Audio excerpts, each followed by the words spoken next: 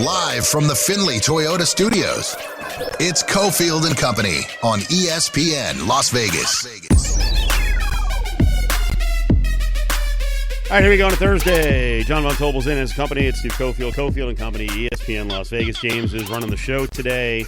Lots to get to, a lot of NFL. It is the beginning of the football season. So we've got the Hall of Fame game with the Panthers and the Cardinals. Want to break that down and go over the prospects for both teams this season. And I believe I'm correct on this one. I think we're set up for 21 straight Thursdays with football. Oh, really? Yeah. So even during that little break where the preseason ends, you get college football on Thursdays. It almost seems like it's longer, doesn't it? What does that go out? I was going to say, what does that go out to? Because that doesn't seem that long at all. That's exactly what I was going to say. Thursday Night Football stops at some point, so I guess I'll look it up. I saw a quick note. Maybe it was wrong. I guess that is almost half the year, right? Because there's only 55 weeks in a year. Yeah, so 52. Yeah, 52. Okay. Yeah, okay. I guess it is. Yeah. I'm excited. I think football season's been here since media days started. I mean, it's been percolating this entire time. I've been doing a lot of writing for college football and the NFL over the last month, so I've been kind of up to my ears in it. So for me, I'm ready. I'm very excited. But you know how it is for the cash. Yeah. For a lot of our listeners, nothing against you. You have real lives. You're not inundated with sports and in sports like we are. To see NFL on TV is a big freaking deal, even if it is Kenny Pickett and Carson Beck, which, by the way, I got mocked on yesterday by Miles Simmons. I'm excited to see what happens with both of those guys. I know it's the preseason. No, I am. No, you're not excited for Kenny Pickett. You're excited for Carson Beck. I am 100% excited for Carson Beck. Yes. We know what Kenny Pickett is. That's my whole point is. But Carson Beck, by all reports, once they strapped him up, has been kind of slicing and dicing in camp. So I've called him, and I think you would agree. I don't know if I heard you talk about it or we've talked about it before, but I've called Carson Beck a dark horse offensive rookie of the year candidate. Ooh. Because I do think that there's going to come a time in which the Cardinals are like, all right, we know what Jacoby Brissett is. We are losing games. We know what Gardner Minshew is. Let's roll this kid out there, and especially if he's going to be good in the preseason. So I'm excited. I mean, you never know what you have in some of these young guys. We'll break down the game a little more in about 15. So Hall of Fame game coming up. Cardinals, Panthers first. NFL look for the 2026 season.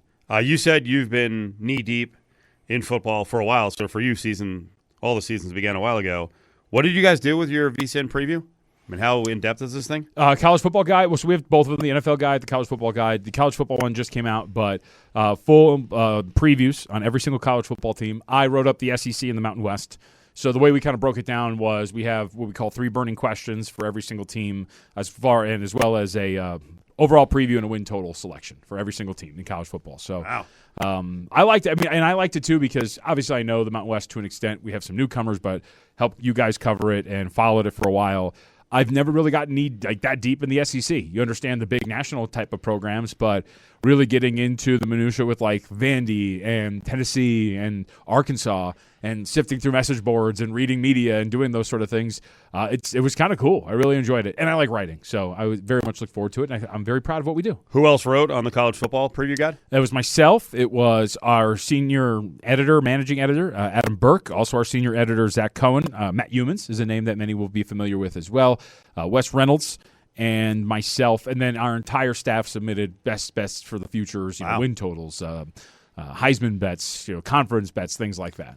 So last night, you and I were over at Naked City Pizza for what has turned into a pretty cool meetup with Sam Peniotovich is kind of the leader of the whole thing. You know Sammy P. Mm-hmm. He's on Cofield and Company on Fridays. He's been doing gambling stuff for Fox Sports for a long time and is now a sports reporter with Fox 32, which I think is the coolest thing ever in Chicago. He's doing a good job, too. I saw some people I'd never seen before. The sports gambling host and sports gambler world is pretty interesting. I want to talk about Bet Bash later on. But one of the guys I'd never seen in person, you realize this happens to our listeners, right? They don't really know what we look like. Now you're seeing a lot more video. For you, I mean, you're on a higher level TV thing. Who threw me off? Was it Will? Yeah. Will Hill. I'm like, so what does he go by on Twitter? Not the Will Hill up on X, yeah. So I see this guy, usually it's James, just you should see Will. It's just like a dome. Show you a picture. It's a dome, he's bald. Right. And I'm like, and you only see him from the chest up every time. And you only see him from the chest up. He walks in and I'm like, who is this lifter guy? Then behind him comes a gaggle of kids. Yep. Which is, I think, I feel like that's unusual in the sports gambler world, whether it's hosts, touts, or gamblers. Oh, yeah. Like, there's no time for families. And I was like, wait, this guy has a family with like 4 kids? What the hell's going on here? By the way, when does he have time to freaking lift?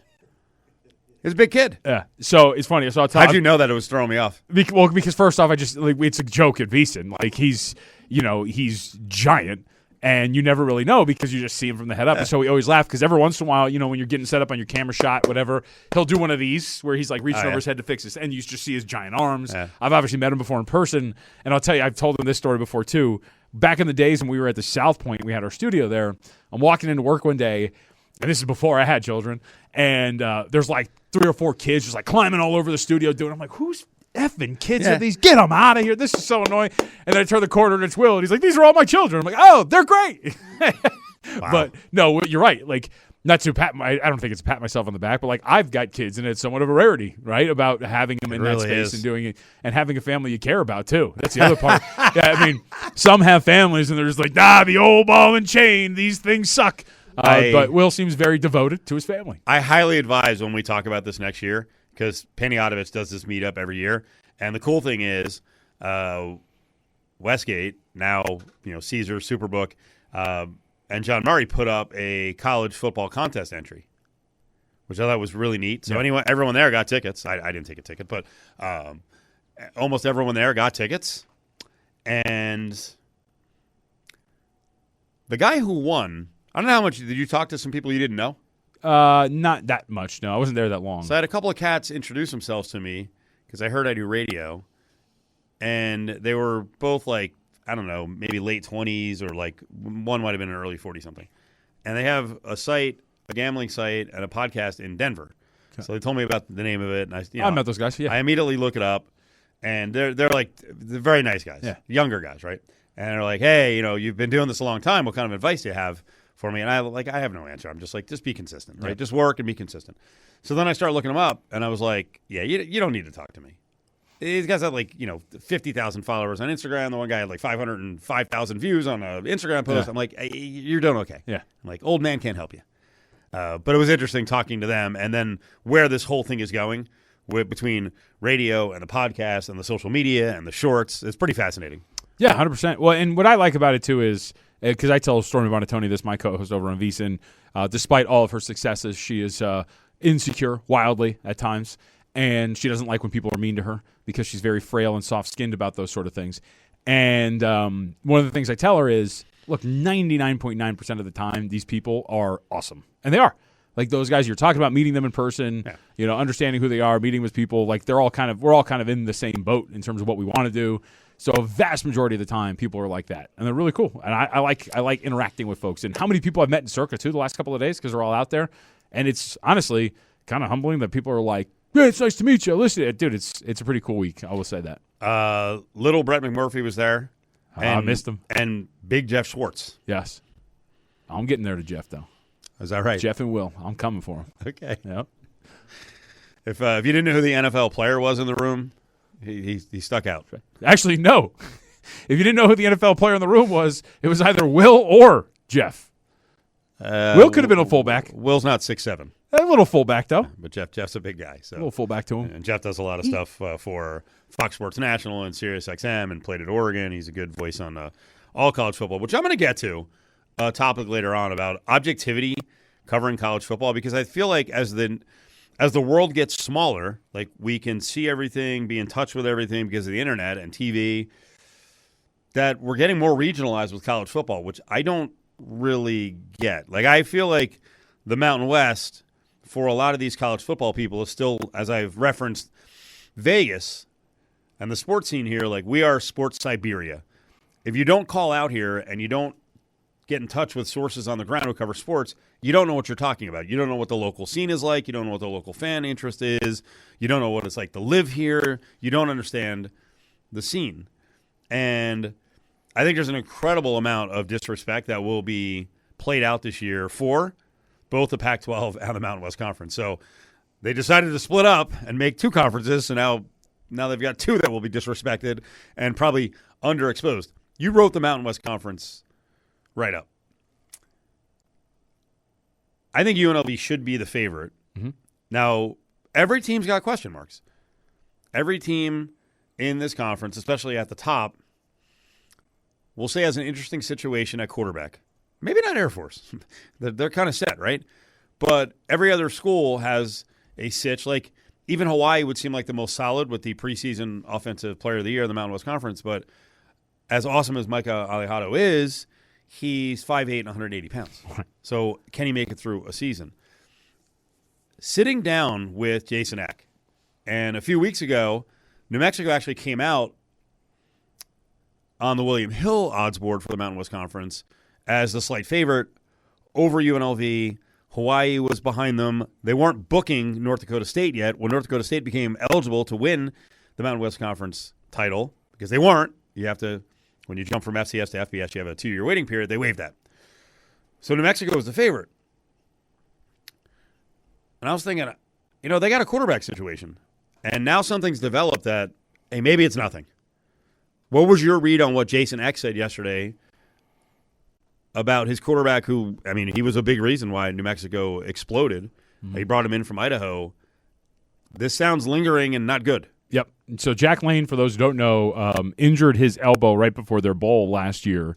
The exact injury was a torn flexor tendon in his throwing elbow. So that sounds extremely painful, by the way. Missed spring because he obviously had to have surgery on it and recovered from it. And I'll be proud of myself for just a moment and say, for our guide that I wrote just under a month ago, my first burning question was, is the quarterback position actually settled?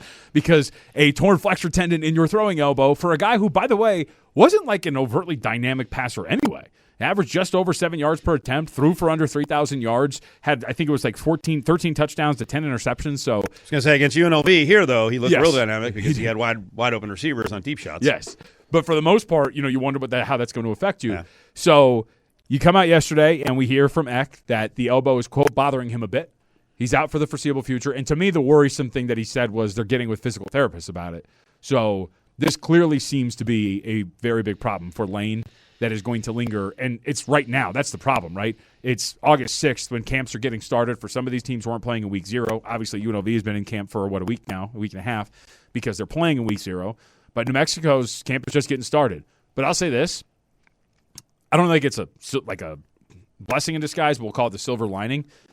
As I was looking into the quarterback position, first off, on the jump, it sounds attractive. Luke Moga is this kid that they got in, a former 3-star that transferred in from Oregon, who is, by all accounts, their backup quarterback. And in spring, according to those out in Albuquerque, quote, dazzled during spring.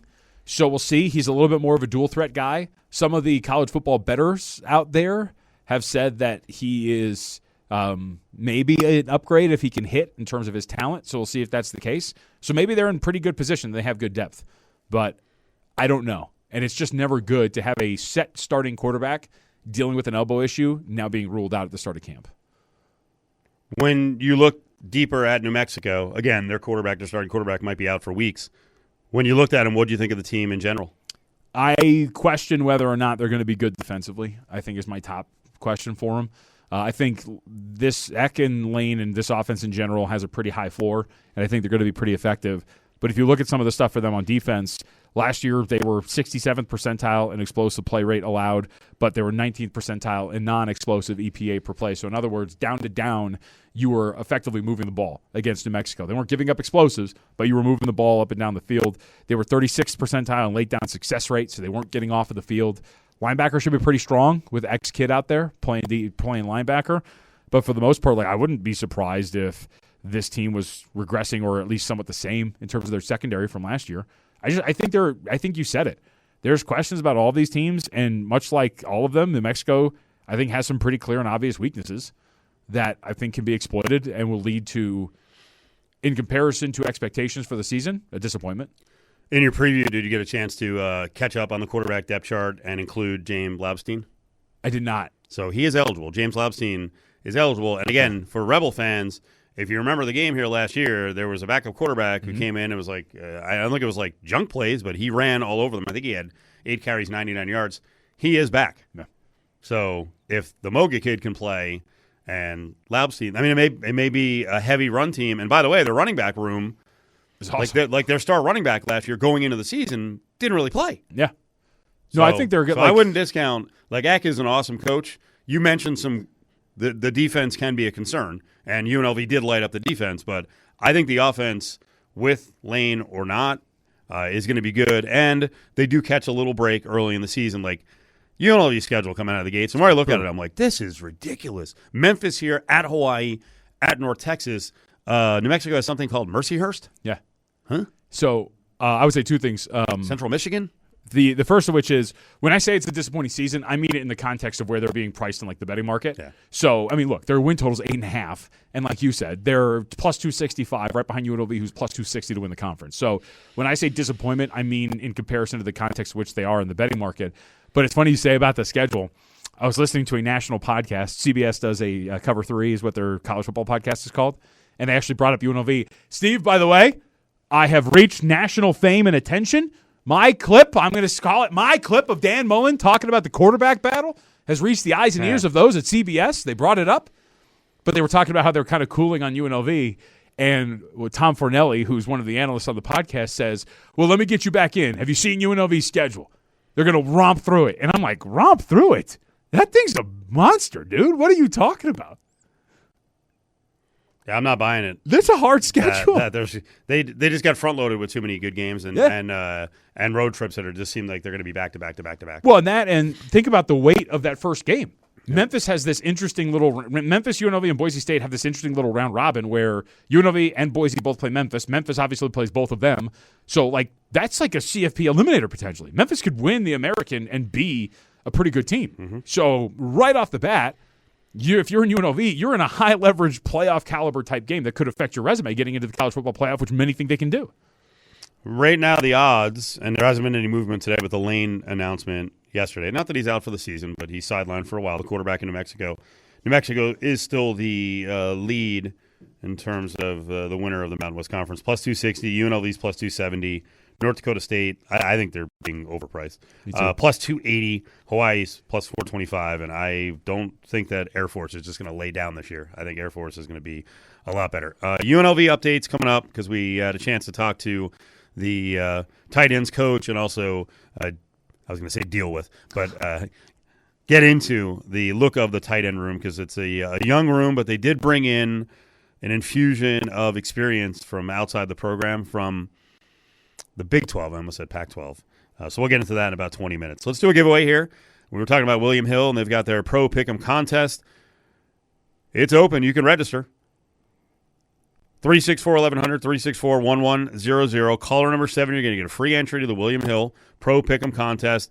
You can play like a pro with the William Hill Pro Pick'em football contest. No spreads, no guesswork. Just pick the winners. You take your shot at a share of over $1.2 million in cash prizes. It's just $25 to get in. You're instantly in the game. You compete every week for your share of $10,000 in weekly payouts, and they've got a crazy bonus. You dominate the season, you get 215 or more wins. You can haul in a $1 million cash bonus. It is open. It closes on September 13th, first Sunday of the season. For details and a location near you, williamhill.us. Free entry right now to the Pro Pick'em contest with William Hill Sportsbooks, 364-1100, caller 7. It's Cofield and Company on ESPN Las Vegas. A lot of football to open the show. We'll get to baseball and what the A's did today. Well, I'll tell you, they lost, so they got swept. A pretty amazing run they're in right now. John Von Tobel's here. It's Cofield.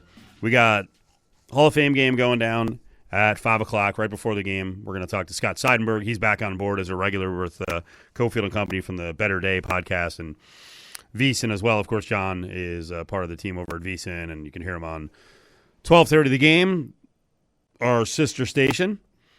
So, do you have a play for tonight's game? I don't even know if you play preseason in general. I do a little bit. I would say I'm trying really hard to not let what my thinking on Carson Beck is going to be alter the way I want to handle tonight, but I kind of want to bet the Cardinals. Right, just have a little scratch of the game just to see it, but it's based on nothing. We kind of know, like, they're not really going to show that much for what it's worth, and these kind of things do matter. Dave Canales has yet to cover a preseason game in his career as head coach of the Panthers. He doesn't seem to care about these things, doesn't seem to take them seriously. They're going to be pretty shorthanded today. In fact, this kind of leads to a larger thought I have. So the Cardinals are the lowest power-rated team in the NFL. Odds makers, bettors alike think they're going to be the worst team. And I don't know if you saw online, but there's this video going around of just a compilation of all the lowlights of training camp for the Cardinals. Drop passes, interceptions, things like that. I think we're going too far in our perception of how bad they're going to be. So, for example, Carson Beck gets announced, and they move the line in favor of the Panthers. Kenny Pickett's the backup quarterback. Carson Beck's the third string. Why that matters is Kenny Pickett's going to go out there and maybe throw the ball once. He's ultimately just going to hand it off a bunch of times and then get out of there, because what's more important than your primary starting quarterback? It's your backup quarterback, especially when a team has Bryce Young, who they don't really trust. But the market was like, nope, Carson Beck's starting. Let's make the Panthers a favorite. Their starting offensive tackles are injured. Their backup offensive tackles aren't even going to play in this game. I kind of feel like the market's just so low on the Cardinals, and our perception of the Cardinals is so low that we're actually too far, and I think that even extends out to like a meaningless preseason game like tonight. Well, you had a lot of information there. It's funny, in the 5 o'clock hour yesterday, I mean, I've done this long enough, and working for a long time with Dave Koken and then being in this market, as you have been for a long time, and talking to handicappers, I made the case to Miles, like, this is when players like to bet. I don't mean the NFL players, but bettors like to bet. They feel like they actually have more information than they normally have during the season. Mm-hmm. You just laid out a bunch of good cases, and Miles is like, no, you're a degenerate if you're playing the preseason. I'm like, we're still doing this? Yeah. So look, you're not betting your house on it. No. But, yeah, you want to get ahead of this. And like you said, like, this is the few times where coaches will come out and say, yeah, like, we're probably going to play this player X amount of snaps and maybe run a couple of things here and there and do that, right? And then you can get ahead of – it's all really about getting ahead of where the market might move on some of these things. So if you're really paying attention and you get the best of the number, which for anybody out there who really doesn't want to start betting these things, remember, too, in the preseason, these key numbers aren't as key anymore because you're not going to end on field goals, ties, things like that. Right. Like 1 and 2 are actually a lot more valuable now in the preseason, because especially like a 1-point game and you drive down and whatnot, and like, or you score a touchdown and it's a 1-point game, you're going to go for 2. You're not going to go for 1 and try to tie the game because these guys want to get out of there. Going back to what you said about the Cardinals being this like universal team that everyone thinks is going to stink, I think that's always a dangerous thing. And I also think preseason over-under win totals, generally the worst teams, maybe one of them is going to be awful, but generally I think they have their numbers too low. I listened to, and I'm not saying that I trust all of his information because all he talked about was the offense. But Lou Riddick was on with Dan Patrick, and he made a strong case just based on the offensive talent. And the division does make it tough, but that's, you're not playing 17 games against the division. But I'm not going to mention the quarterback. But between Jeremiah Love, Tyler Algier, Connor at running back, Marvin Harrison, Michael Wilson, Kendrick Bourne, Trey McBride, who's awesome. Yep. I mean, they're not without offensive talent. Now, is Brissett awesome? No. Is he serviceable? Yes. Just hearing that collection of talent, and what if Love actually is a 1,300-yard rusher with 300 out of the backfield receiving? Yeah. Well, and they had. I mean, last year when we tracked them, their running back health. It was unbelievable how ridiculous it got. It's crazy. And I'd also add to that, you can say what you want about being uninspired by the hire. LaFleur comes from a coaching tree and system that has a pretty high floor in terms of operating and getting the most out of some of these offenses with that zone run, like Kubiak/Shanahan flavored offense, or flavored offense, I should say. But I'm with you. I mean, I think that, and it's a good example. It's going to be a while before you can see these again, but to your point about the win totals being too low, and then sometimes on the top they're a little too high. If you look at like preseason PECOTA projections for baseball versus win totals in Major League Baseball, you'll notice that preseason projections from stuff like places like PECOTA are a lot more shrunken in. So the lowest win total projected is a lot closer to the top win total, where win totals in the betting market are more spread out, to your point, because you have to remember that part of it too is generating action, getting people to look at it. When you see a bad team like the Cardinals with the hardest schedule in football, and you see a true win total of like 4.5, you're going to go, no shot, or 5.5. I'm betting that thing under, and then you accumulate liability. So most of the times you're going to shade these a little bit shorter or higher than they should be because they're going to be popular. The win total at William Hill is 4.5. Yeah, but you have to pay for the under 4.5. You have to pay minus 180. Yeah, get out of here. Yep, not doing that. Not saying I'm betting the over on the Cardinals, but I might. Mm-hmm. But that price on under is craziness. Yeah. I mean, look, their schedule's really hard, and as we learned last year, your schedule can really help push you in a direction when it comes to winning or losing games. The Patriots are the prime example of that. But I'm with you in that it's not like you're walking into that room and going, look at all these bums on offense. Like, no, they've got some guys. I asked the crew yesterday, and you're in the same age range as Miles, who was on with us, and Alex White. Do these Hall of Famers mean anything to you because they're not 1,000 years old? Oh, yeah. I think, well, the one I think of right now, Adam Vinatieri's going in, right? Vinatieri, Kuechly, Larry Fitzgerald, Drew Brees, Roger Craig is more from my era. Yeah. I would say, so first off, yes, only because it makes me feel old. Because especially when it comes to Kuechly, I had no idea that he had been out of the league that long. I remember him getting drafted and being somebody who was like, hey, yeah, like, okay, I'll watch Luke Kuechly. He looks like he's going to be really good. So the fact that we're getting into this realm of players where, like, Larry Fitzgerald watching him, and I don't even want to say growing up because Fitzgerald got drafted. What year did he get drafted? Like, late 2000s, right? So it's not that crazy, but it's the end of my high school tenure pretty much. Outside of anything, it makes me feel old. But Vinatieri, of course, Colts kicker. So Kuechly's your most intriguing story? No, of all the guys? It's Vinatieri. Vinatieri's story is pretty cool. Of course, how good he was, like his beginnings, all of those sort of things. If he's not who he is Tom Brady who he is? That's 100%. Because they didn't win all the Super Bowls by 4 touchdowns. No, they didn't. They won a lot of close games, and he had to make a lot of kicks. Or how about the what was it, the Tuck Rule game where they were clearing out the snow for him to make a kick late in that game? Like, there's so many things when you watch the old. Because when I was this was when I was a kid for sure. NFL Network used to just replay NFL films like all the time. And to your point, watch some of those documentaries on those Patriots teams. You know what you see a lot of? Adam Vinatieri lining up for a kick. And a lot of people give credit for Tom making those late-minute drives and doing all that sort of stuff. You know what I see a lot of? I see a lot of Adam Vinatieri making some really clutch kicks. And by the way, the year they won it too, the Indianapolis Colts, go back and look at that run. They had a game in Baltimore against the Ravens, where I believe Steve McNair was still starting at quarterback. They won. They scored 15 points, all of them via Adam Vinatieri. Which, by the way, also, old man note, I listened to that entire game on the radio. Because my mom made me go to dinner that day, and I was like, you've got to be kidding me. And so I sat in her car and listened to the entire game on the radio because I didn't want to go in. Coming up, UNLV camp report for day 8 of practice. Obviously, everyone knows a very hot day out there. They're starting very early in the morning. There were some new faces around the practice facility, and we got a chance to break down the tight ends. It's Cofield and Company on ESPN Las Vegas. Time for our daily UNLV camp report. We usually do it twice during our shows. Defense is a big focus for this team in getting better on defense, and the personnel has to step up or change.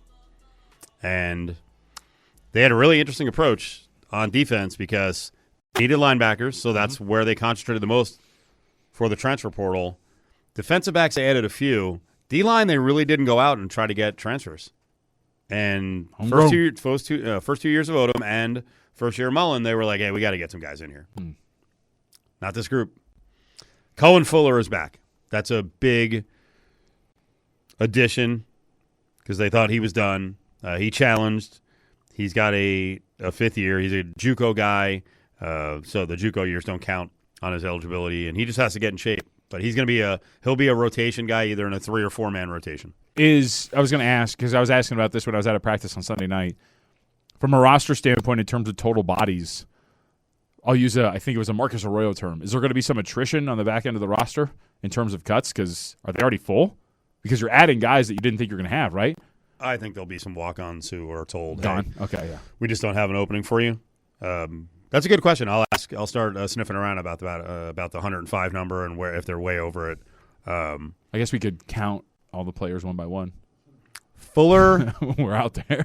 Fuller's a guy. He's got legit size. He played at Coastal Carolina, Southern California guy. You know, he's 6'1", 6'2", and over 300 pounds. He's a guy I thought was going to be amongst their 5 or 6 best players to make all conference in the Mountain West Conference, but I don't think he was healthy for a lot of last year. He will argue that he had a better year than, say, the numbers would say up on Pro Football Focus. Now, how do I know that? He actually walked up to me before he was eligible. I think it was on Monday, and he goes, hey, let me ask you, right? Because some of these guys recognize me from working the sidelines. And Popular. he's like, who grades UNLV on Pro Football Focus? Like, how would you answer that? Probably some interns or something like that. Because I think the way it works is like they have a set amount of like there's like a parameter that like X is worth this, whatever it is, and then it's an equation. So like I think they've got it baked down to like kind of pretty binary. Like this is how this works and this is what you get. Yeah. Well, he said the same thing that Arroyo said to me one time when I used, especially for linemen, because everyone's not watching the linemen all the time, and I remember Arroyo saying they don't know exactly what these guys are supposed to be doing or what we're really running, and Fuller like word for word said that, and he was not tied to Arroyo. My answer to him was I don't think they have one guy who does it. I think they have a rotation. I think they. I then joked. I was like, well, I guess I won't use the PFF ratings if you have a bad week. I've heard them say that before, though. They admit that. They say that there is like they have these grading systems, whatever it is, but it's not a perfect science. Yeah. They understand that you don't know what, and especially in this system. Like again, I won't pretend to be a massive. I won't pretend to understand this defensive scheme at a very high level. But from what I've observed and what we've talked about, it sounds like defensive line.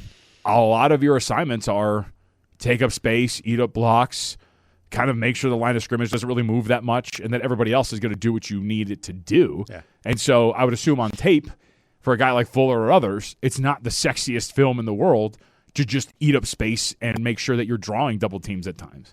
We knew last year when they didn't eat up space the way they were supposed to or protect the gap the way they were supposed to because it resulted in a lot of big runs. So the other story around the roster, Fuller's back. So I think they've got at least 6 guys who can play inside, and I think 4 are going to get a lot of playing time. And then, as we're starting to call them, the Moes, Abishur, and Altayeb. They're going to be the depth behind a couple of freshmen, and then Conti and Fuller. But the roster may get some more reinforcements, and this could be the case all over the country because of this 5-5 thing. Mm-hmm. I still don't think it's done. I think the NCAA is going to challenge, and this could be in limbo, but UNLV does have a couple of guys, and they were out there today. Donovan Spellman is an edge and played about 240 snaps last year, so he got a lot of activity. He was in uniform but didn't practice. At least I didn't see him out there active. And then the other guy that's really interesting is LaTerrence Welch, who's already played games for the Nighthawks. Defensive back. He logged like 570 plays last year. Mm-hmm. He's a former ASU and LSU player, and if you go read about him, if you didn't know how athletic he was, like he really shined in pro days. But I think he wants to come back, so he was around today. I'll say that, not in uniform. I mean, they put him on the official roster, so on the website. They're hoping, yeah, they're hoping. But I think his case is more complicated because he played professionally, he took a right? check, yeah. But man, if they get those 2 guys back, yeah. That plays well for the defense in terms of depth. Yeah. I mean, look, the program is telling you at the very least they think it is because if you go to UNLV.com and the football roster, they're both on there. So there's the expectation that they're going to be out there. But I think it would be huge. I'll just tell you on Welch, I had 2 different sources. Sure. And one was more optimistic than the other. Yeah. We'll see. But I think ultimately, if you can get one or both of them, I mean, they're going to be, I think, much needed additions for the most part. Anytime you can add starting caliber players or at least rotation caliber players to a defense and a team that has expectations, you're going to be, I think, on the right side of things. And we know the way they play on the line, they rotate a lot. Mm-hmm. Like they rarely, the funny thing is the guy who made a ton of mistakes last year, like glaring mistakes, but also came up with massive plays and was, I think for the season, the highest rated PFF defensive lineman was Tunmise Adelea. He was the only one who, like, by the end of the season was consistently putting in, say, 45-plus plays. Mm-hmm. So the edge rushers, they love to rotate because they want to have fresh guys coming out of the bullpen in the 4th. So now I think they have that's another position. I think they have upwards of 5 or 6 guys who can play on the edge. Technically, Andre Porter was their highest graded defender, but he only played 9 games and 75 snaps. I think, again, they don't really harp on starters. Porter has been running mostly with the ones with Kyle Tungafau, and I think I'm mispronouncing his last name, but he is a redshirt freshman, and Ricky Logo yesterday when he was talking mentioned Kyle like 6 times. I mean, so he likes him. When you're going to the game, you're going to see number 42 and 44 out there, and then in the rotation, number 91 in Rudolph, who was a transfer in from Miami. What about number 36? Number 32, Kenji Scanlon. Number 34, Donovan Spellman. That gets you to 5 edges. I think I just named 5 or 6. Yeah. And then Justin Flo, number 36, yes, who is an internet sensation. Viral sensation. He has a chance. He has a chance. That video went crazy. Yeah. People love him. So my he's favorite a lunatic. He's high energy. When you talk to him, you're like, what is going on with your eyes? Like you're firing lasers through my dome. As I said to Caleb when you were not here the other day, I do think, and I cannot prove this, but in terms of the discrepancy in terms of his headshot on the roster and who he is as a person, I don't think there's a person that is a wider gap between the two. He looks like such a serious and angry person in every single one of his college headshots. And then you speak to him, and you're like, what are we doing? Like, what is this guy? But I will say, the best part about the internet is, and this isn't just Flo, but there's a bunch of these guys that are coming back, the escalating ages of them as people talk about them.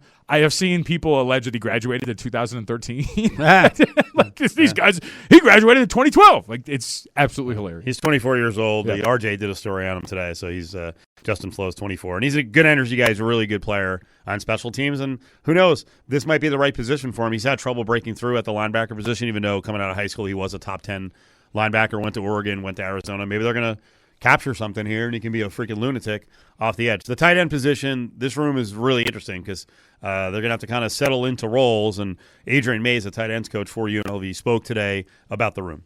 What I've seen so far, some guys have stepped up. Kean's learned the offense really well. Beasley's coming along, Veltre's coming along, and Matt Burns has been steady. So we got a good stable there. How's this room this year compared to last year's? I think we're a little bit less experienced, but more experienced as far as within our offense. Some of these guys haven't played a lot of ball, but been in the program. Beasley's been in the program. Matt Burns has been in the program. So we have some guys that have been around, so they know the offense a lot better. Key's played a little bit of ball in his career throughout Arizona, so he brings some experience and athleticism. I think we're just a little bit more talented, a little bit more athletic in that room because some of those guys have developed in the program. Yeah, a lot of size, a lot of athleticism. From there, Mays talked about one of the real special stories in that tight end room.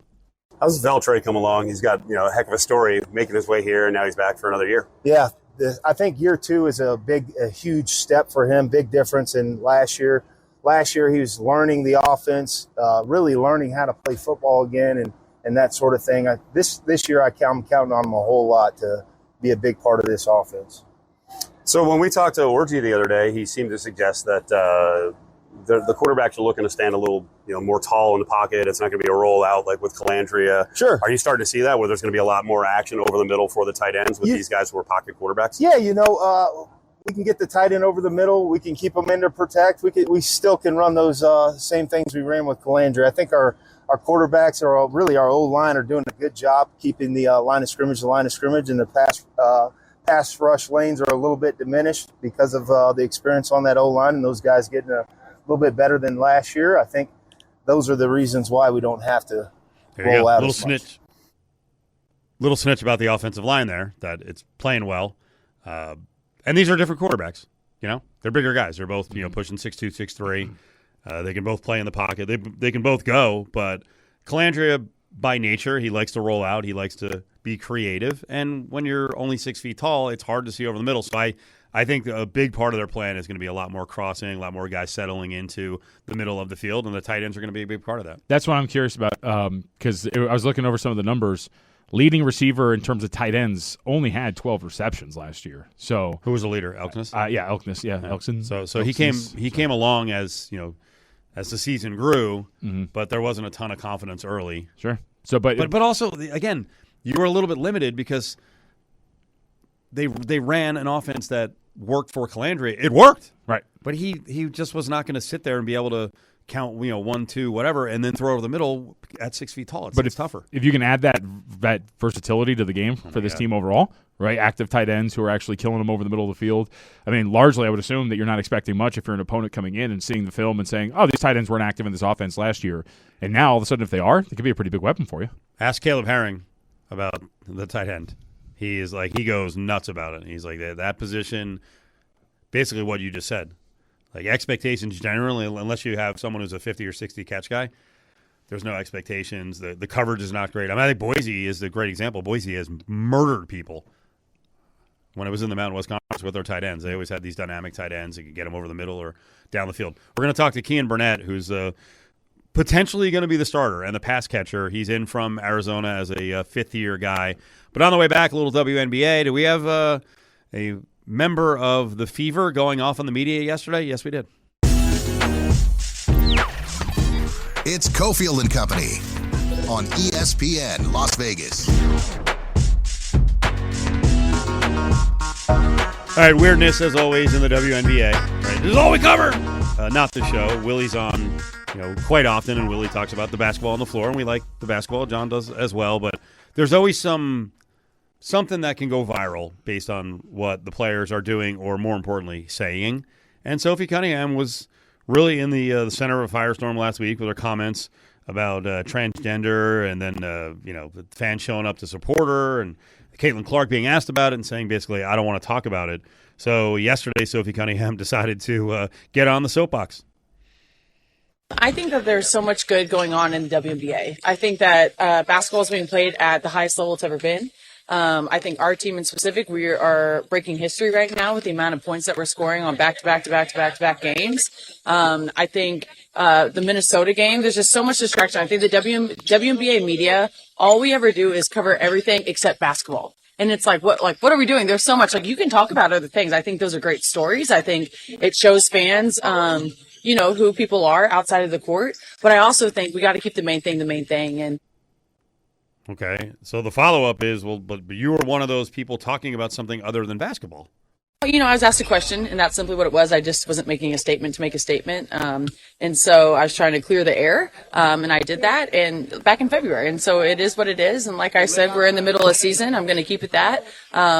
We talk about a bunch of distraction. Our team is good. My teammates are good. Our locker room is great. And so now we're just here about to prepare for Las Vegas, and that's where our mind is at. Okay, so I'm going to say this really quickly. What you feel about this issue matters not in what we're about to talk about here. You are the one that answered the question in February, sure. 2 weeks ago, you then doubled down with an Instagram post saying, I said what I said. You posed with fans during a game last week with shirts on this issue. You don't get to start the fire and then say, I don't know why we just keep talking about this stupid fire. You're the one that started this. And what should annoy people who agree with her and people who don't is have the onions to stand by what you're doing. That's the thing that drives me nuts about this. You are the one that not only started this, you kept it going. But because the blowback is getting too much, you now want to point to the media and say, you guys just keep covering these things. You're the one that didn't want to let it go. That's ridiculous. Yeah, I think she also has a gross misunderstanding of what the WNBA media is. We can follow up on this. I don't really think there is WNBA media. I think most of it are jabronis online. It's Cofield and Company on ESPN Las Vegas and ESPN Reno. All right, here we go. 4 o'clock hour. Brought to you by Battleborn Injury Lawyers. Got some good concert tickets coming up that we'll give away for Foo Fighters this hour.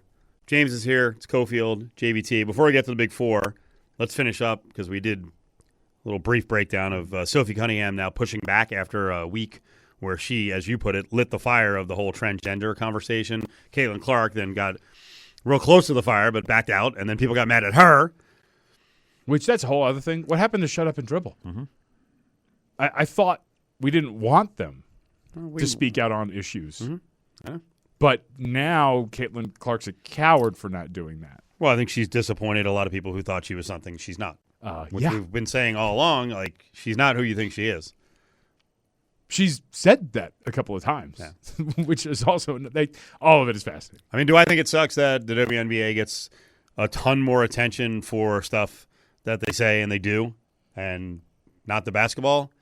It kind of does. I also think it is what has led to them growing sixfold in terms of salaries. I don't think it was going to happen just based on the basketball. You need the stories. And all sports are titillated by the stories. Now, the online community around Clark and all the other controversy is incredible. But here's where Sophie Cunningham's wrong. And by the way, did you watch the whole press conference, or did you were there a bunch of follow-ups to kind of push back on her? No, I tried to. I just saw the answers. I couldn't find the actual press conference because I'm with you. I mean, the natural follow-up should be something on the lines of, well, but it wasn't just February. You also posted on Instagram that you said what you said. You also posed with fans. Don't you believe that you played a role in keeping this conversation going? Mm-hmm. To which I would love to hear the answer. She said the WNBA media, all we ever do is cover everything except basketball. I don't know what the WNBA media is, because I think it's mostly cobbled together thoughts that get basically aggregated, spread around the web, because it's engagement farming. I think that's the way it works with content creators, a lot of them. And listen, we do it too. You are measured by the amount of attention you get and engagement you get. So you're going to gravitate towards stuff that is outrageous. Breaking down basketball in the WNBA ain't going to get you squat in terms of online attention. So that's who they're covered the most by. And then I just got to speak to the fact that your experience with the WNBA and the Aces is really interesting, because I think you want to go to cover the basketball. You can't get in. Yeah. How many games have you applied to?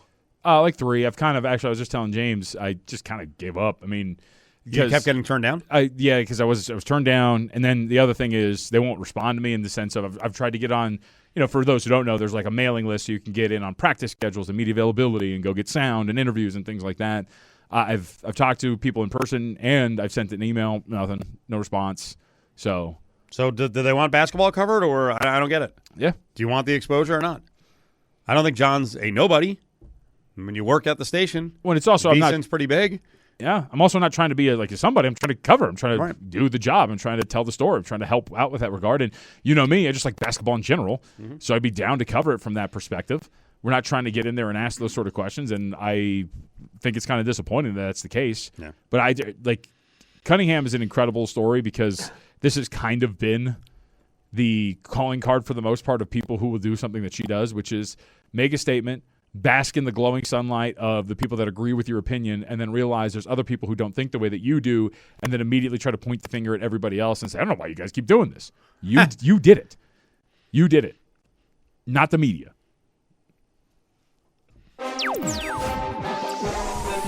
Battleborn Injury Lawyers presents The Big 4 at 4. Number 4. So, something called Bet Bash is in town. What are they, like 4 or 5 years in now? I think this might be the 6th one. Okay, it's down at Circa. It's basically, I mean, you describe it. What is it? It's a sports betting convention. There's a lot of different panels where you can learn different things, different topics. A friend of the show, Mike Palm, had a panel today on how to run a casino. There's tennis betting panels. There's podcasts that do their shows out there. You mentioned Will Hill in the first hour, part of the Bear Bets podcast, I believe, correct? That crew's out there doing their show live. There's networking events, like they have like a speed dating type thing where you go in and you just talk to as many people as possible, food, things like that. So just a big sports bettors convention. Do you like being around it? Be honest. Like you say, be honest. I was going to be honest. I've never really been around it outside of just working when it's there. I will be honest and say I've never had the desire to really go and be a part of it. I'll be honest again. Frankly, part of it's pricing. I don't really feel like I want to pay as much to go and participate in something like that. I guess in theory I could ask for a press pass, but I don't think I would cover it the way that a press member should. So I think I understand the value of people who are going up there to pair up with other bettors, to get different accounts, to try to do their best to get the most out of these sports books. That's not really my goal, and so thus I don't think I would do, or it would be something that I would find valuable. Do you have a general statement about what the touts, the experts, and the players are like? Or are they all a little bit different? I think everybody's different. I will say, to the point of also wanting to be around it, I do know for a fact that there's been quite a lot of people who are very, very boisterous on social media that show up to these things and that are very sheepish in person when you meet each other, which is always fun when you have those moments. Number 3.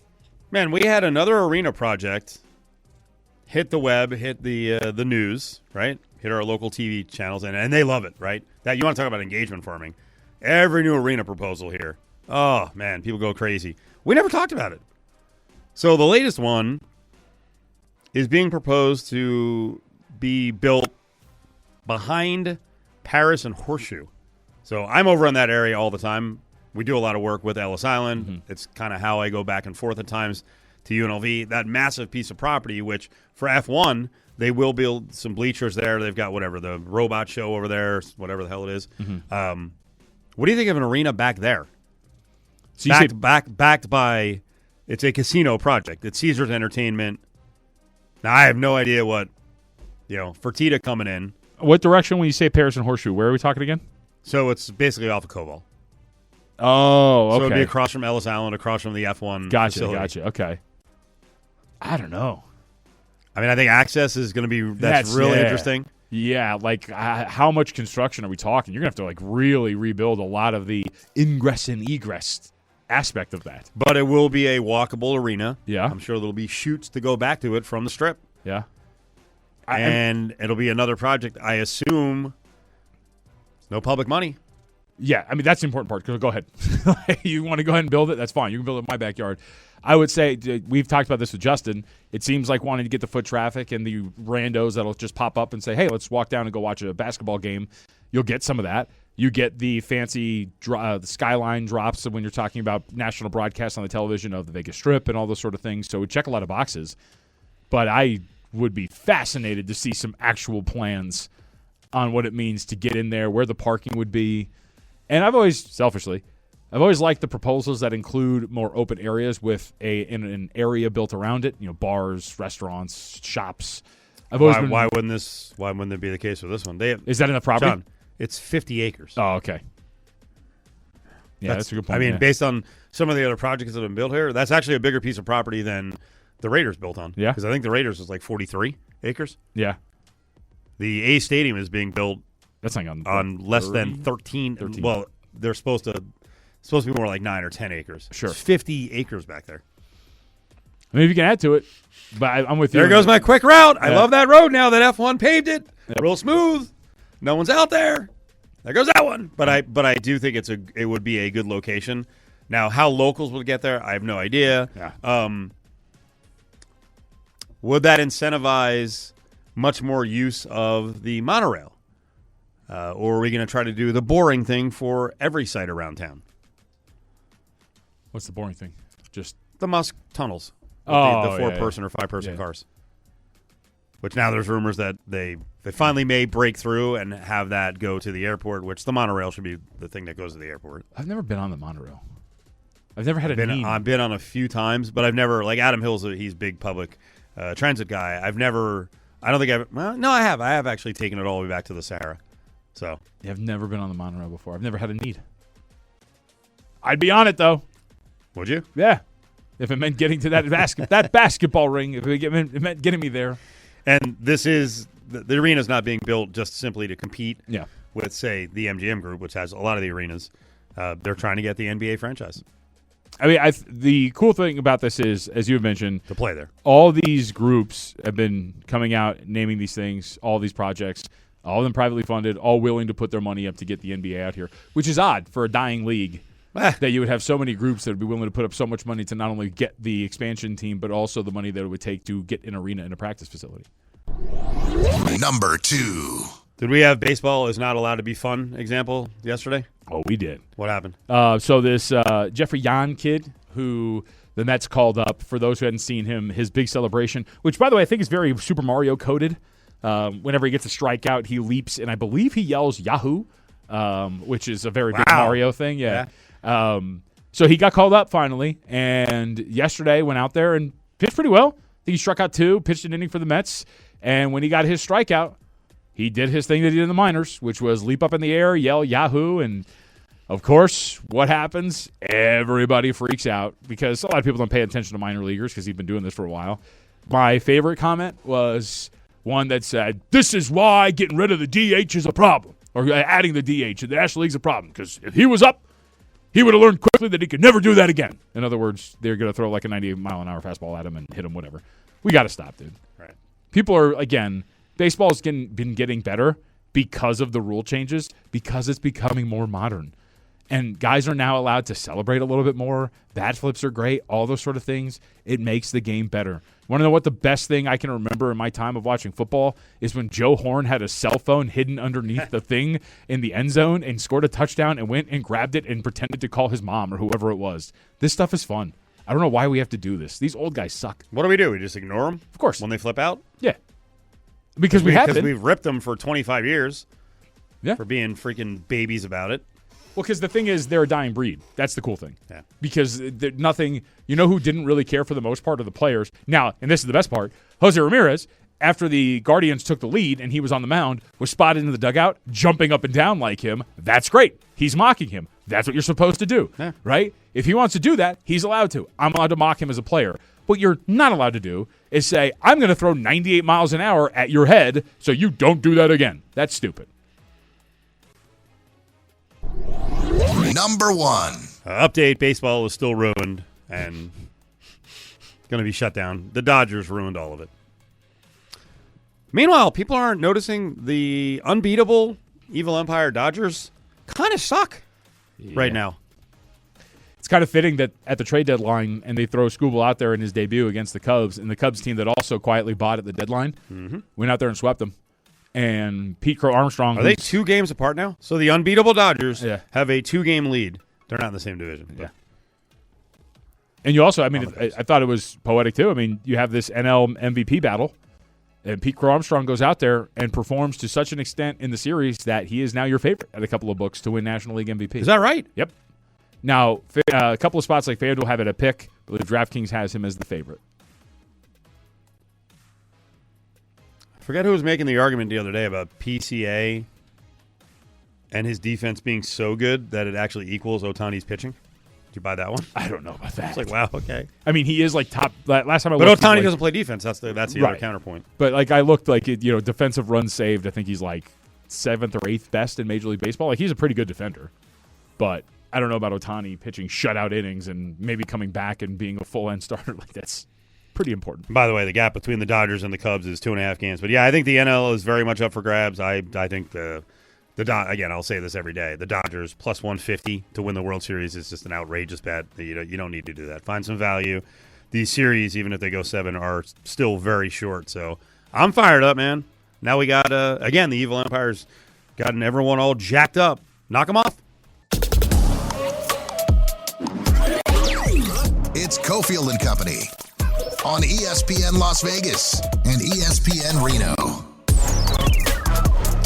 Thursday Night Football, yep. Hall of Fame game. Big Hall of Fame weekend. Drew Brees and Larry Fitzgerald leading the class for older fans. Roger Craig is going in. So Hall of Fame game tonight coming up at 5 o'clock. So we're about 20 minutes away from bringing in Scott Seidenberg from Better Day Podcast and VSiN, and he'll give us his leans and likes for the game and also start to look ahead at some futures in the NFL. I know Scott. I know you know Scott. Have you had a chance to do a show with Scott? Yeah, actually, it's funny. One time because he is, I don't know if you know this, a blowhard New Yorker. And he's from New Jersey. No, he's from they're all the same.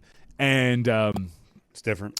We did a show one time, and I'll ask you this before I finish my story. Yeah. The pitcher for the Miami Marlins, Sandy, how do you say his last name? You could go Alcantara or Alcantara. Okay. It's not the second one. And he calls him Sandy Alcantara.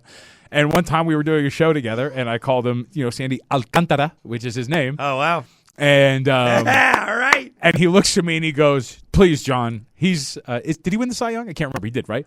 He's an NL Cy Young winner. Let's learn how to pronounce his name." Oh. And I looked at him and I go, "Yeah, let's, because you don't know how." Yeah. Damn. I think you're sitting out that block of the show. Sandy Alcantara, not Alcantara. We should have you, and we've talked about her before, Sylvia, who's the FU lady on our truck commercials. Truck you. But she's saying truck you. Also, one of my other favorite. We just had the Zippies commercial play, and Camino al Norte. She did that. She rattle that off? She did it, but it was out of nowhere. Right. See, we've talked to her about this before. We actually, I love it. I we think almost it's great. cornered her at a bar, and we're just lecturing her on it when we saw her last time.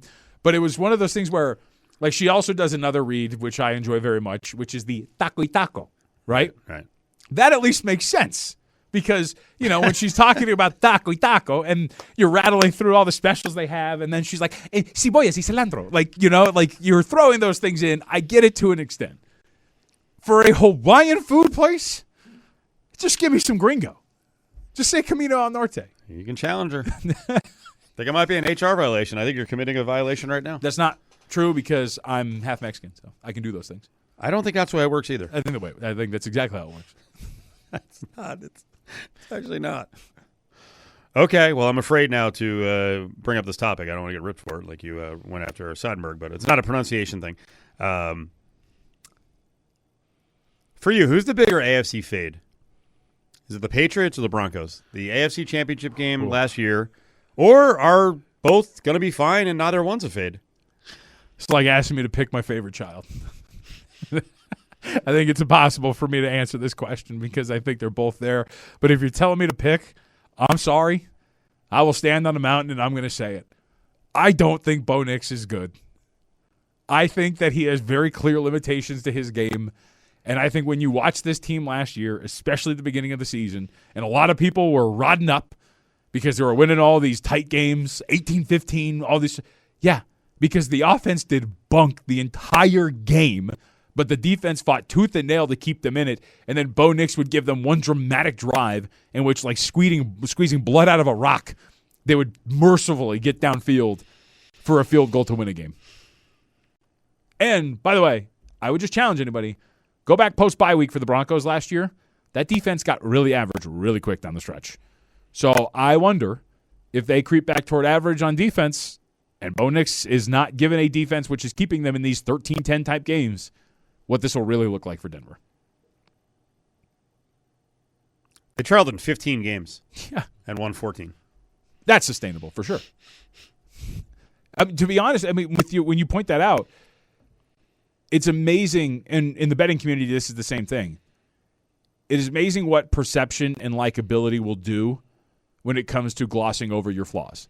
So, for example, if you remember 2 years ago, when when the Chiefs made it to the Super Bowl, and they lost to the Eagles, what did we kept talking about it over and over again, which was, man, these one-score games, they keep winning them. Next year, they can't keep doing it. And sure enough, they fell off, and we know what happened.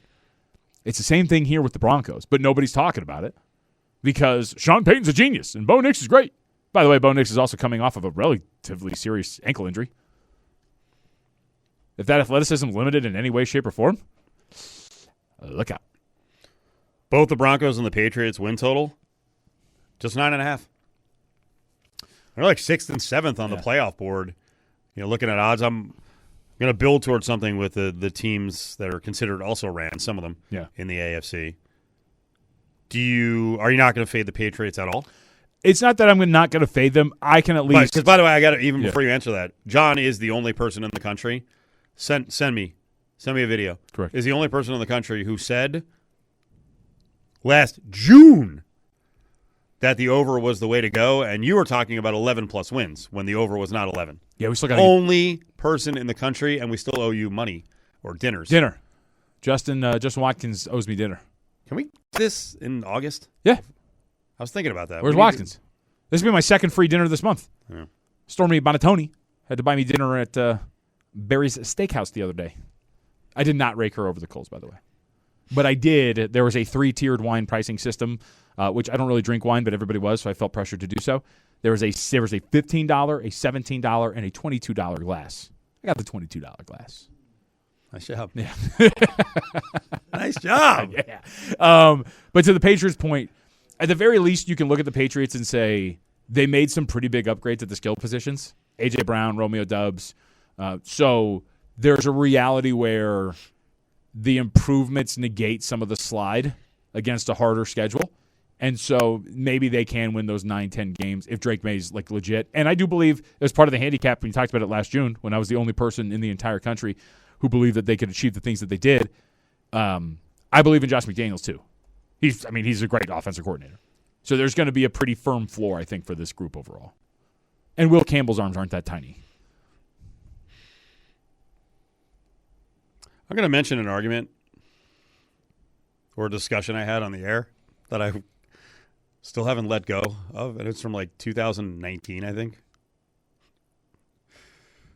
you ever get stuck on something like you remember you were right and you knew you were right at the time, and someone was like basically blew you off on a sports argument?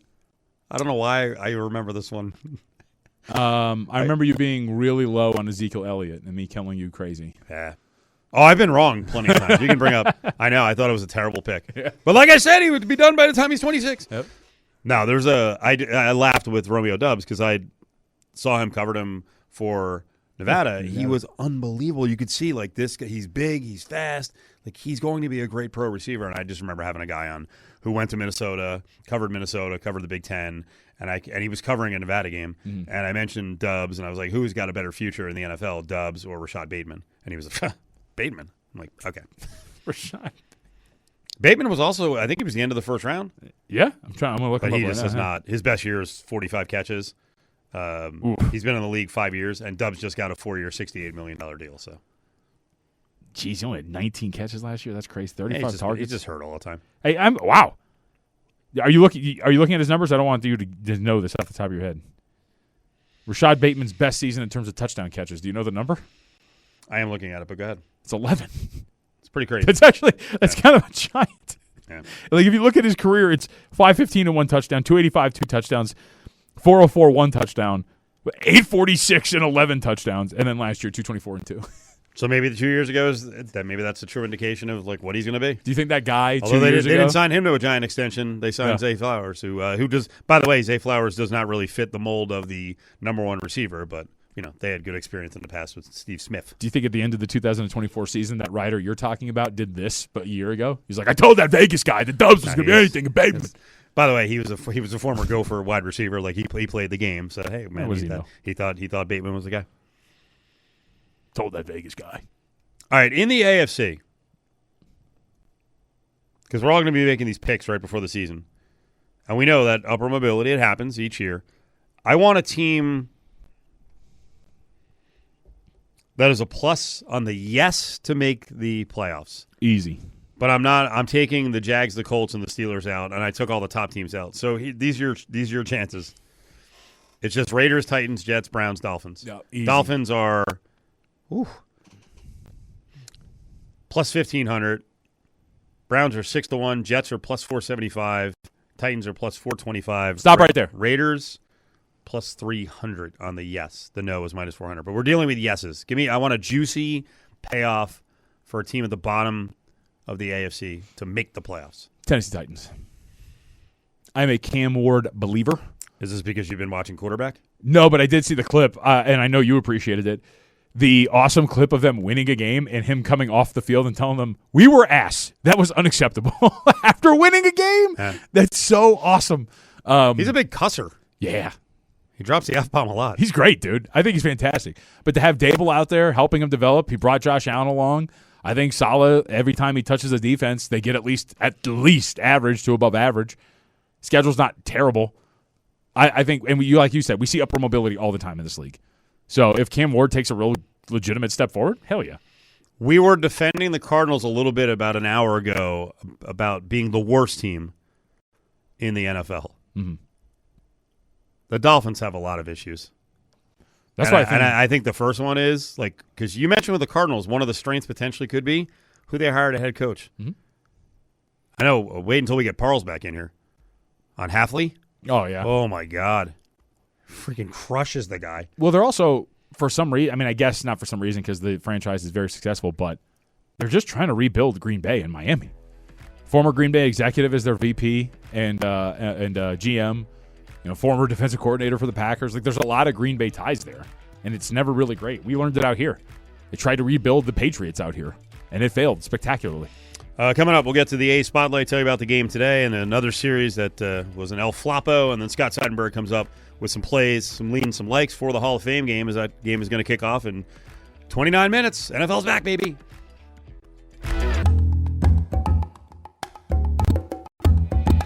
It's Cofield and Company on ESPN Las Vegas and ESPN Reno. Time for the A Spotlight.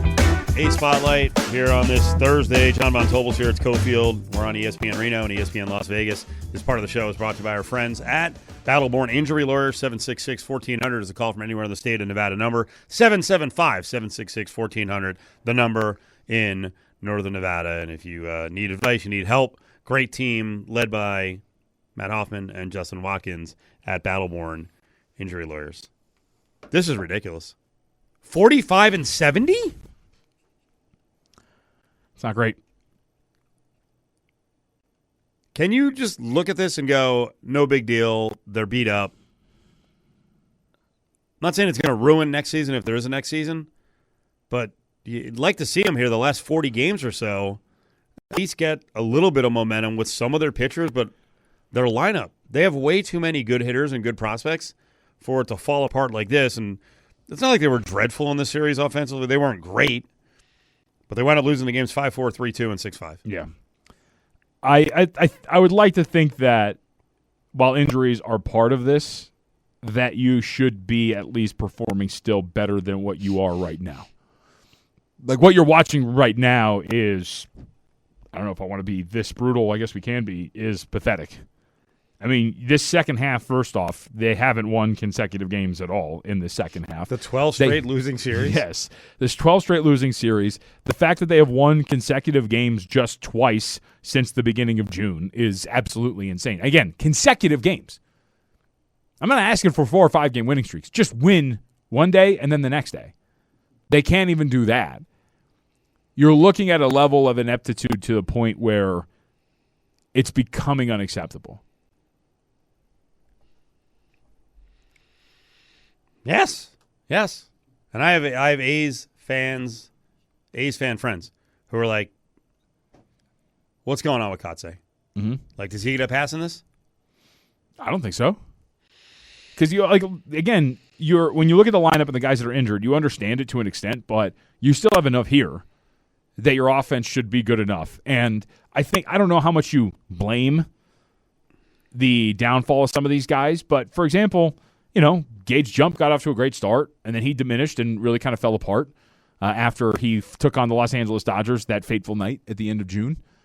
But you should be able to kind of pull him back together and find some of the form that he had when he first got up here and you were playing a little bit better. The lineup as a whole should still be relatively productive. Remember, we were talking about that right around the time that Jump came up where the offense just completely disappeared. And that was before the injuries really started to take hold. They just started to fall off out of nowhere. Those are things that cannot happen, especially with the lineup. Have you guys talked about the Rookie of the Year market in the National League much? Not much. We've been focused a lot on the Cy Young and MVP races. It's a weird one because Sal Stewart had a home run today. Mm-hmm. He's rookie for the Reds. I don't think most people know who he is. He's got 25 homers and 87 ribbies. And we're at, 114 games on the year? Yeah. It's a pretty good season. He's actually not the favorite.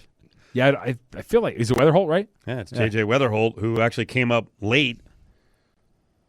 I mean, is J.J. Weatherholt the best defensive second baseman we've ever seen? Is that the difference? I guess. I mean, he's having a good year. I mean, he's hitting 248 with 16 homers and 43 ribs, less games. What's going on here? He's minus 140. I would tell you that when it comes to awards, the betting market knows absolutely nothing. I'm dead serious.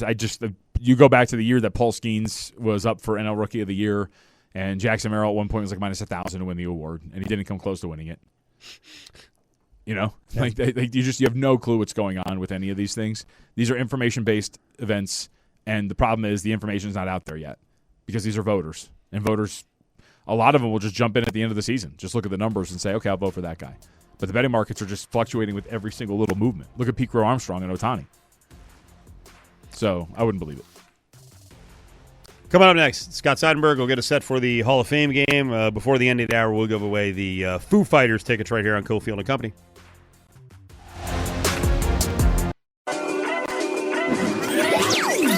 It's Cofield and Company on ESPN Las Vegas and ESPN Reno. Did you actually eat during the break? Is that what I just saw? You eat? I actually just ate chocolate. Really? They're Lara bars, I guess. It's got to be something healthy. Yeah, a Lara bar. It's made of like dirt, I guess, or something. Scott Seidenberg is back with Cofield and Company now that the football season is here. Of course, Better Day Podcast and VSiN. How about this guy? He's all svelte. He's disappearing on us. I don't know, like, if he turns sideways, like, we're not going to see him. So we have to make sure when he's on camera, he's front-facing because he's literally disappearing before our very eyes. It's amazing to see. And, yes, Lara bars can be delicious, so don't knock it, JVT. Yeah, no, they're actually pretty good. I enjoy them very much. I will say this, though. It's becoming insulting because the goal is not to be skinny. We're trying to get yoked. We're trying to get jacked up, brother. So we're getting there at some point, even though today I did, just knocked out a quick 5K before work today. So okay. That's what we do. Nice. Nice flex on us. Yeah. Scott, I missed an opportunity because I actually went back to Jersey for 10 days, and I did make a trip up Route 9, and I should have leaned on you for some restaurant advice. I met some buddies in free. I know. I completely forgot. So next time, I blew it. Yeah, and then I'll tell you what to bring back for me as well. We'll get some dry ice and make sure you bring back some good pizza. Exactly. I tried to bring back some. We were raving about Wawa. I tried to bring back some pretzels, and that didn't work out too well. We waited too long to eat them, and damn it. Like Wawa. It's good. It's very solid. All right, Hall of Fame game. Let's get to business here. Scott Seidenberg, Better Day Podcast. I had a kind of an argument yesterday with one of our traditional football voices on the show, and he was like, come on, you have to be a degenerate to play these games, the Hall of Fame game. And I'm like, bro, I've been doing this for 25 years. I'm telling you that real bettors believe that they have edges in certain spots.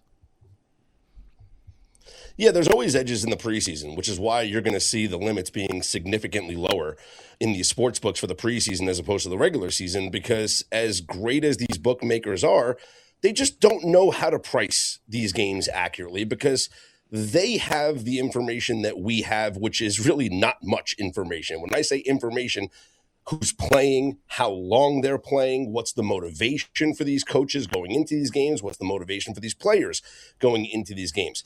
If you can pick up on certain information that the coaches or the players are dropping, you can absolutely have an advantage over some of these softer markets.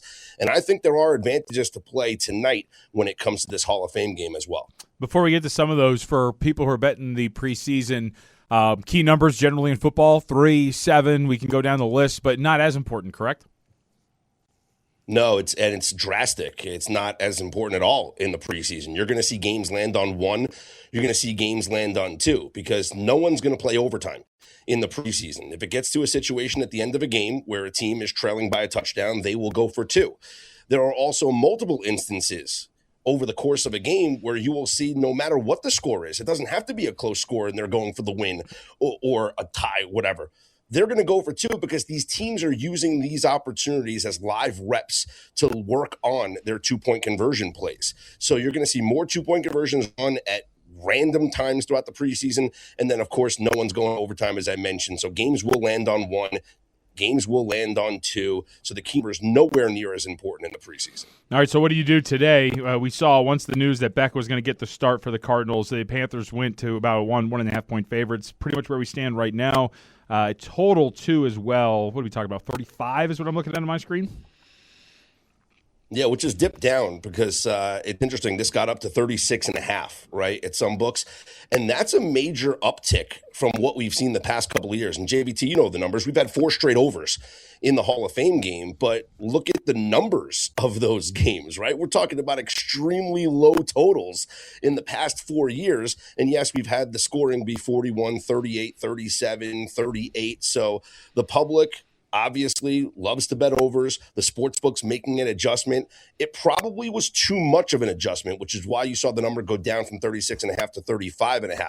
The way that I'm playing the total is not the full game total, although I will say, if one of these teams scores on their opening drive, I will play a live adjusted under on a total that is higher than 35.5. But the way that I'm going to attack the total is to bet a derivative market, which is available on a multitude of sports books if you search out there, especially here in town in Vegas. The first half to be higher scoring than the second half. Right now, it's at minus 140 at Caesars. You can shop around, find other books. By the way, that's a 2-way line, so you can push. There is a 3-way market, which you can bet the draw. If the first half and second half have the same amount of points, you can get reduced vig on that. But if you look at the last 20 years only 4 times in the last 20 years has the second half of the Hall of Fame game been higher scoring than the first half. And it makes sense. Who's playing in the second half of these games? Guys that are going to be bagging groceries in a couple of weeks. No offense, Kurt Warner. But guys that are going to be bagging groceries, not playing on an NFL team. They're probably on the UFL. They're probably on the DC Defenders or whoever, right? So we're taking advantage of the better players, even though they're third string players so far, playing in the first half, and the fourth, fifth, sixth, seventh guys that are going to get cut playing in the second half. So the best bet for tonight, first half to be higher scoring than the second half.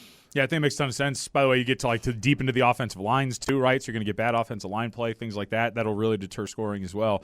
Really quick, I'm curious, coaches and the way they handle these games. Canales, depending on where you look, has not covered a preseason game yet in his short tenure as head coach. He does not seem to be a guy that takes these seriously. What are some of the other coaches you want to look for, whether they take it seriously or not? Well, obviously, Harbaugh's the one that everybody's going to draw to, right? With the success that he had with the Baltimore Ravens. Does that carry over with the New York Football Giants? We'll wait and see. I like to look at first-year head coaches. And maybe it's not the retreads like the McCarthys or the Harbaughs, but look at LaFleur, right? Look at, what we're going to see with Hafley in Miami. The first-time head coaches want to set the tone for their teams. They don't want to go out there and be punked in their first opportunities on national television or just in front of their fan bases or the media, right? They want to set the tone. They want to be aggressive. They want to let their players know that they're trying to establish a winning culture. So I would actually lean on those first-year head coaches early on here in the preseason. It's the voice of Scott Seidenberg, Better Day Podcast. So I saw your lineup on Better Day. This is pretty outrageous, man. Talk about the collection of cappers you have and experts you have on the podcast. Yeah, so the Better Day Podcast revamped here for this coming football season. We have a guest every single day of the week, and it's going to be great. Handicappers like the great Steve Fezzik. We have guys like David Behrman, from Sportsline and Prize Picks. AJ Hoffman, who's been with me for several years working at various stops, as well as a multitude of other contributors as well. So it's going to be really fun to progress throughout the entire football season with a different guest on every show, and then also contributors that we have up on betterday.com, names that JVT names that from VSiN and other sources as well. It's not about just giving out picks. It's about providing information. It's about the tools that we have built, like our proprietary trench reports that we have up on betterday.com to help educate and give you the resources to become a better sports bettor. So I want you to build on the trench report, because if people didn't listen last year, the factors that go into this are awesome, and you were making a lot of winning picks, especially for people in contest. Yeah, it was something that I started publishing it publicly in week number 5 last year, and the results were just absolutely incredible. Top 5 mismatches every week went 51-19 straight up since week number 5. 13 of those were outright underdog wins. But the way that I found the value in the trench report with the underdogs was in week number 8, I started publishing the top 3 closest games, the games where neither team had an advantage in the trenches. And if all you did was blindly take the points with the underdogs in those games, you went 20, 12, and 1 against the spread with 12 outright wins. So we have established now our preseason trench report rankings, and this obviously combines a multitude of metrics.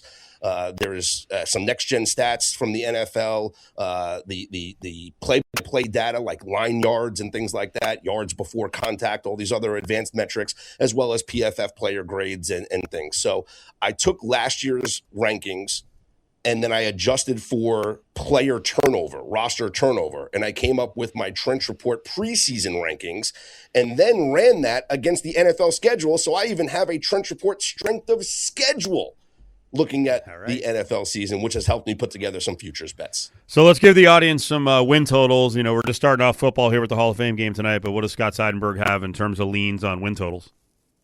So a team that I'll give you one team that I'm down on and one team I'm very high on. The team that I'm down on this year, and this might contradict a lot of people out there who think this is going to be a bounce back year, but the Cincinnati Bengals, I have under 10.5 wins.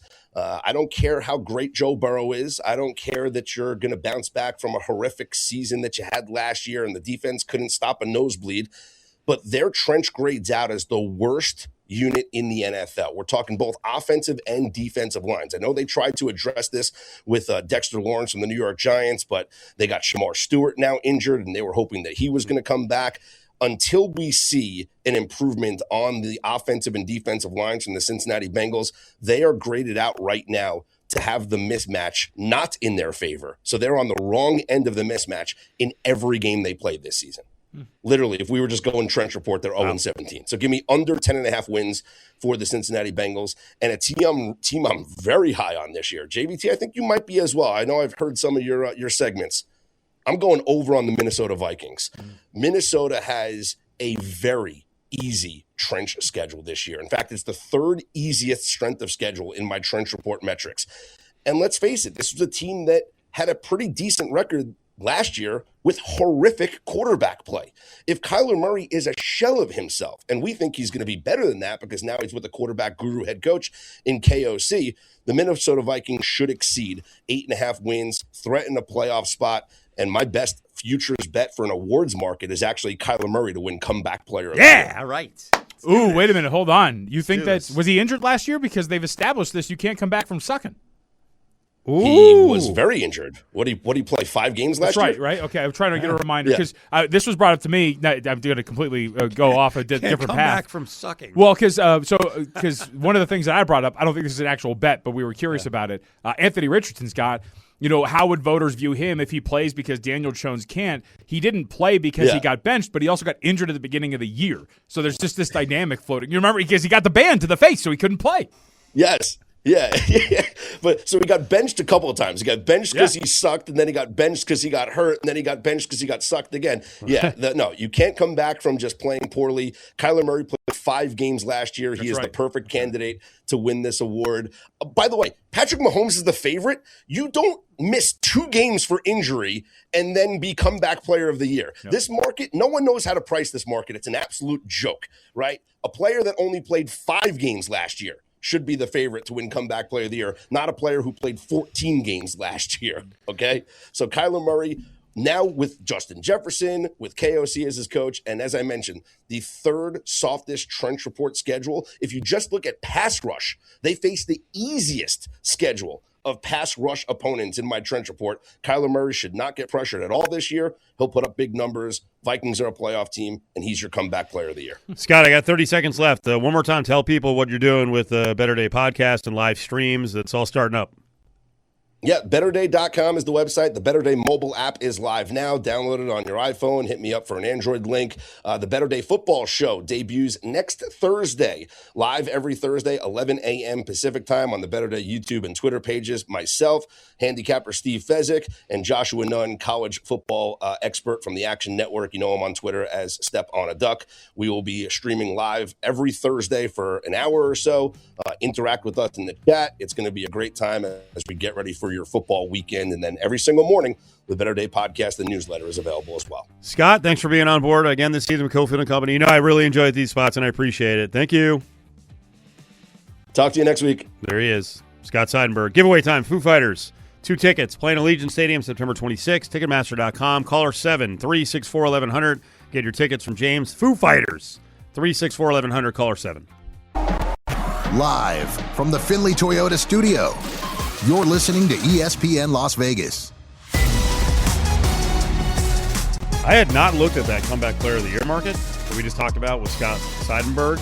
Again, Scott from Better Day Podcast and VSiN. You can hear him on VSiN 12:30 The Game. We're going to get to that in the grab bag because there's some really interesting names. And yes, Kyler Murray, his choice is the third number up there, plus 550.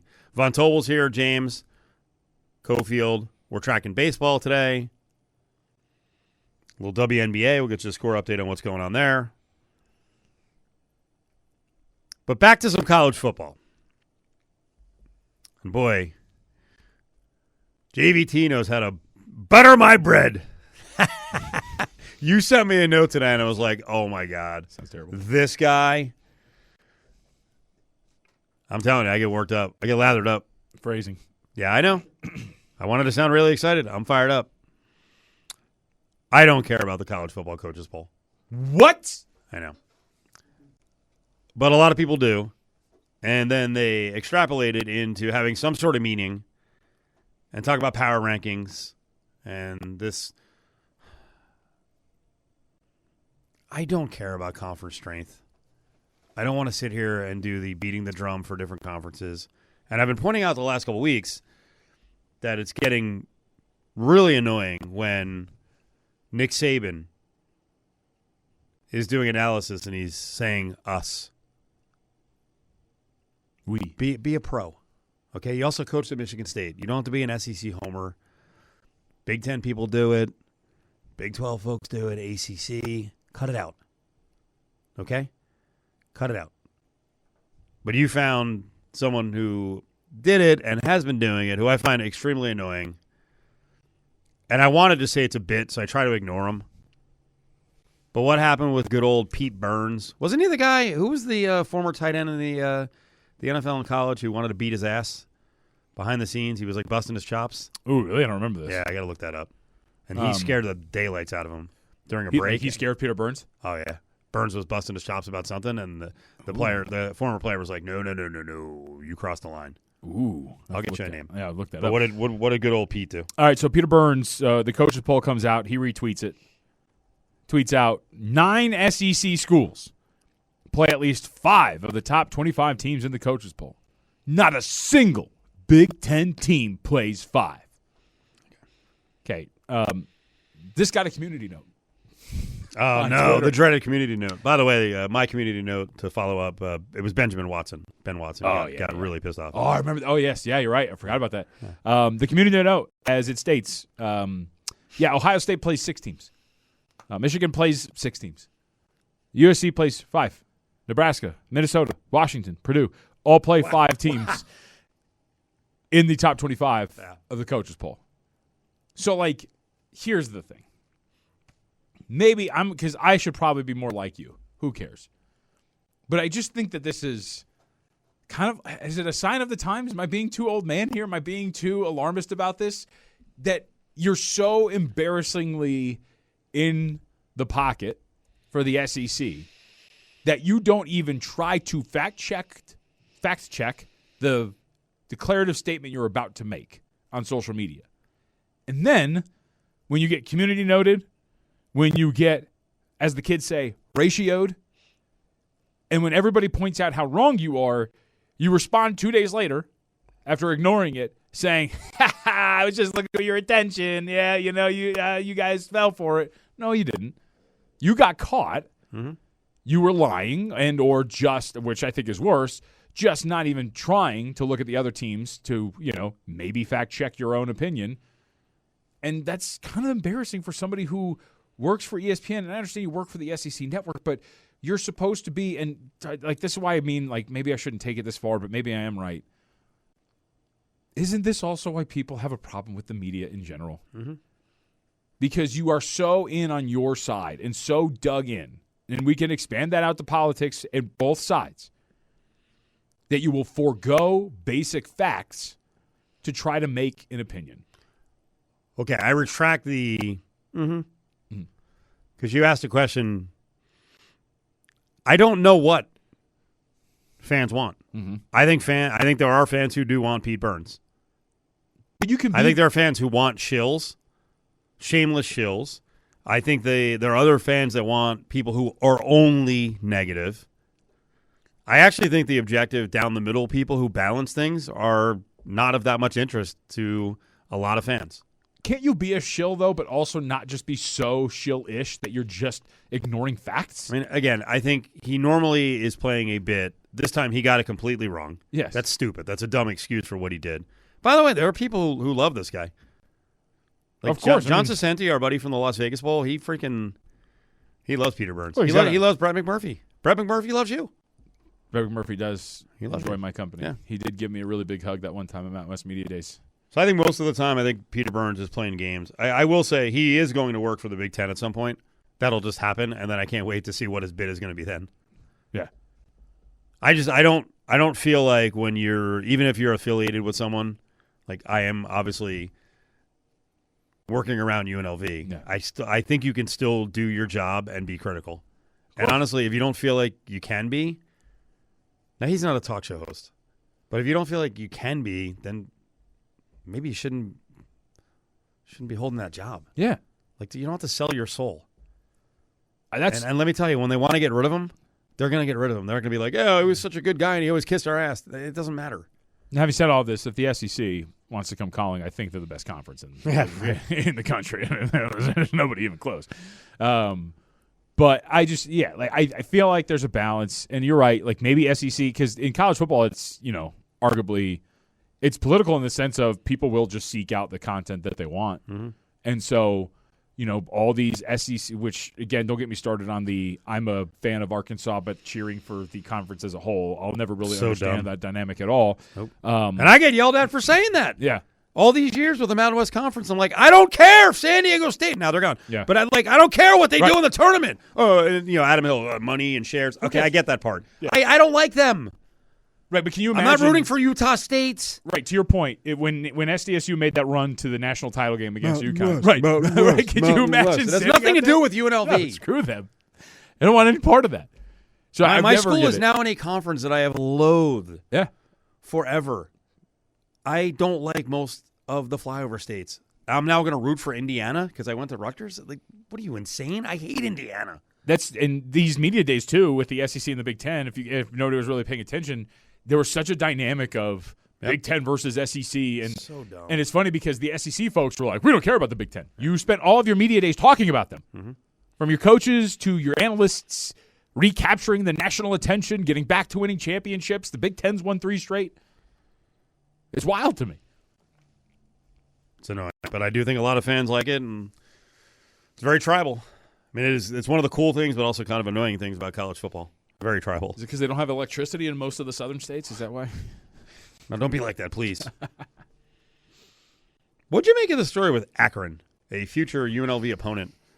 What are they really doing with their OC in game 1? You're not going to get to call all the plays. How are they actually doing this? Okay, so this is a promotion, which, by the way, history has been made, and they sold out.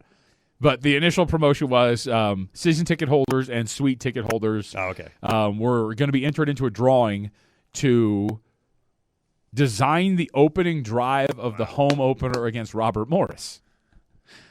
By the way, it doesn't seem as risky when you find out that they're playing Bobby Morris. Which, as I put, if you're Robert Morris, are you not looking around and going, okay, all right, yeah, I see how this is. We don't think we're that effective, huh? All right, let's go. I believe it is Marshall Cooper who is the defensive coordinator for Robert Morris. So you better be on your P's and Q's, brother. But the real details are you're going to go with Joe Moorhead, who is the offensive coordinator for Akron, and I think what the thing is he's going to provide you like 15 plays. You pick 10 of them. So he's really going to script the drive, and then you just get to pick the 10 that they're going to use. Does he dare put in like a go route? Well, see, because that's the joke. I'm just running that 3 times. Which is everybody right. As everybody pointed out, like, I just want to punt on, like, second down and just force you guys to do it. Or, as the other joke was, if I lead an opening drive, I'm not giving you the headset back. This is on me, brother. I'm doing this. This will make the college football overlords roll over on their grave. What if I bet first quarter Robert Morris and my first 3 plays with Akron are to just jam it into the line? Yeah.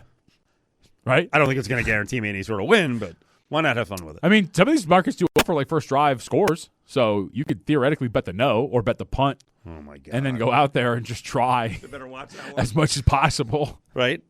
To 2 days before the game, just incredible action in terms of volume and actual amount. Yeah. Bet on first drive for But what's going to Akron. Actually, I forgot to send this. What's really going to happen? Did you hear this the other day with the Phillies and the fan that won a prize with the Phillies? He got to do play-by-play on radio for an inning, and the guy was actually really good. What? He was actually really. I'll play it for you. He lived his dream. Yeah, well, he's getting a job. Yeah, well, but he was also clearly like an older guy, so he was like a hard. I mean, clearly, if you're really listening to radio, no offense, but like you're that into it, you're probably radio broadcasts are the best. Oh, baseball radio. But like he was actually pretty good. So my whole point here being is that it's going to be some nerd that's going to try to take it serious, and like perfect the drive and get it to go well, and he's going to listen to Moorhead to pick the plays and whatnot. And I'm sure there's going to be some of the, I don't want to start open with this, and OC is going to be like, it's not really the best one. How about you pick this one? Covers up a couple of plays. Also, here's the other thing. I don't know what the dynamic's going to be in terms of if they'll be on the sideline, will they be able to hear the play call, anything like that. What if they're just going to say, yeah, these are the 10 plays. All right, cool. Great job, buddy. And then he just doesn't call any of them. Outside of something obvious, run versus pass, are you really going to be able to watch the route concepts develop in live action and be like, that's not the play I called? Just goes Chip Kelly Raiders. Yeah. Players are looking like, wait, what's going on right now? The whole thing's discombobulated. No It's a good idea. Yeah, I mean, it And worked. they sold out. Yeah. I love creativity. Fun! Right? Fun. Baseball can take a page from college football in Akron. Why not? I guess good thing they didn't do it for the whatever game it is, the fourth game of the season. I don't know where it falls in their order, but UNLV at Akron. By the way, that's a doozy of a trip, isn't it? Yeah. Akron. Thanks, Barry Odom. You know these games are Odom's games. You know, yeah, Because he he wanted knew to, he wasn't going to be here. he wanted to keep recruiting in the Midwest. If he was going to be at UNLV long term, so he booked these home and home. I think Akron actually comes to Vegas in like 2031. Same for Miami of Ohio. We won't be a society by then. Fair point. College football could be a lot different. That's more important than the society part. Not so worried about the society, but if there's two divisions of college football, I don't know. It's going to be a little weird. UNLV practice today, day number 8. I'll say outstanding performers the last couple of days because I wanted to give this guy a shout-out. The linebacker position is going to be really interesting because they have – do you want to do the Hawaiian names? I have no shot. Yeah. I've been practicing, but. Well, I mean, no one does them like Matt Neverett. Very well. I actually think, should I say it this way? I think Matt gets slightly like aroused, fired up to put together the Hawaii. Oh, I feel pretty good when I can name the him. Hawaii shot sheet because he is ridiculous with the Hawaii. Can you say the Cal quarterback's name? Well, yeah, we've done this before. Yeah. Okay, so go ahead. I know. I only do the last name. I do Sangapolotele. Jaren Cave Sangapolotele. Yeah, it's too much. I I'd can have do to that. practice it. But as who was it Orgy yesterday? Was calling them the Flying Hawaiians with Blessing Alu Alu Tu Yalamotu and then Kamwela Kaiahua. That's the other one. Kaiahua is wearing number 8, which really throws me off because he's 6'2" and like 245. But he had a day yesterday.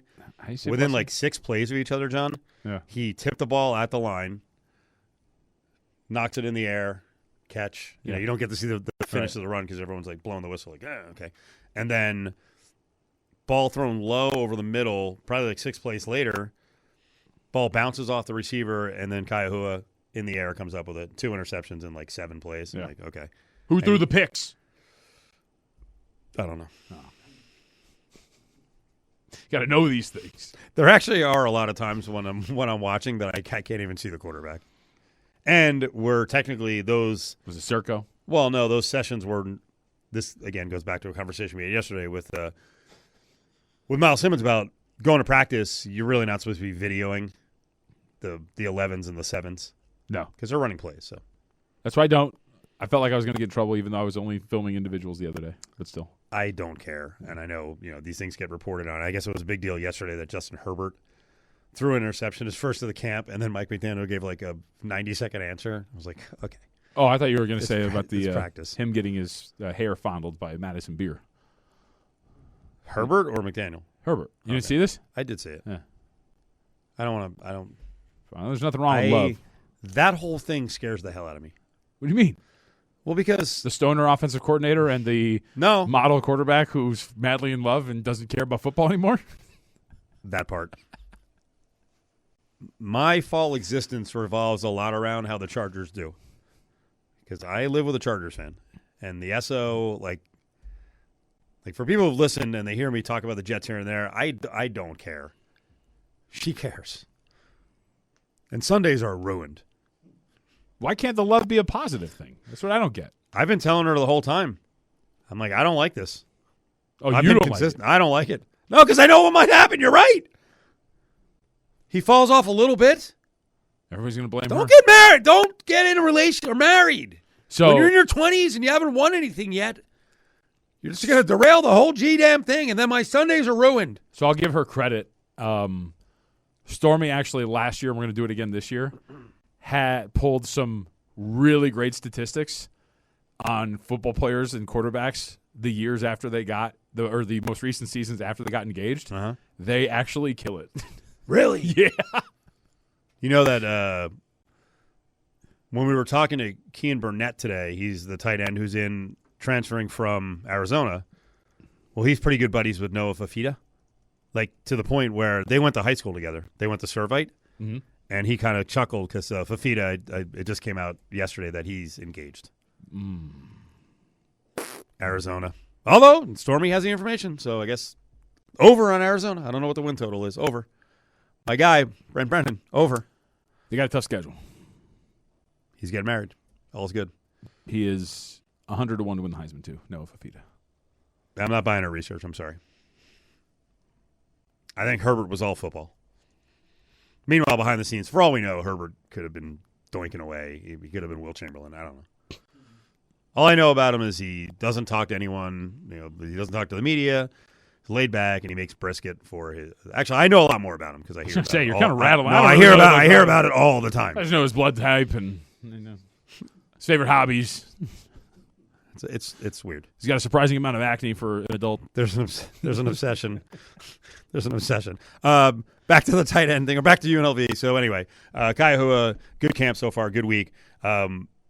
Keenan Burnett's their hope for a guy who can be sort of a next level tight end. Same as Elksnis last year, came in from Florida. If you remember, Elksnis was a top 10 overall tight end when he went to Florida with Mullen, and it just didn't work out between injuries, a couple stops, Florida and South Carolina.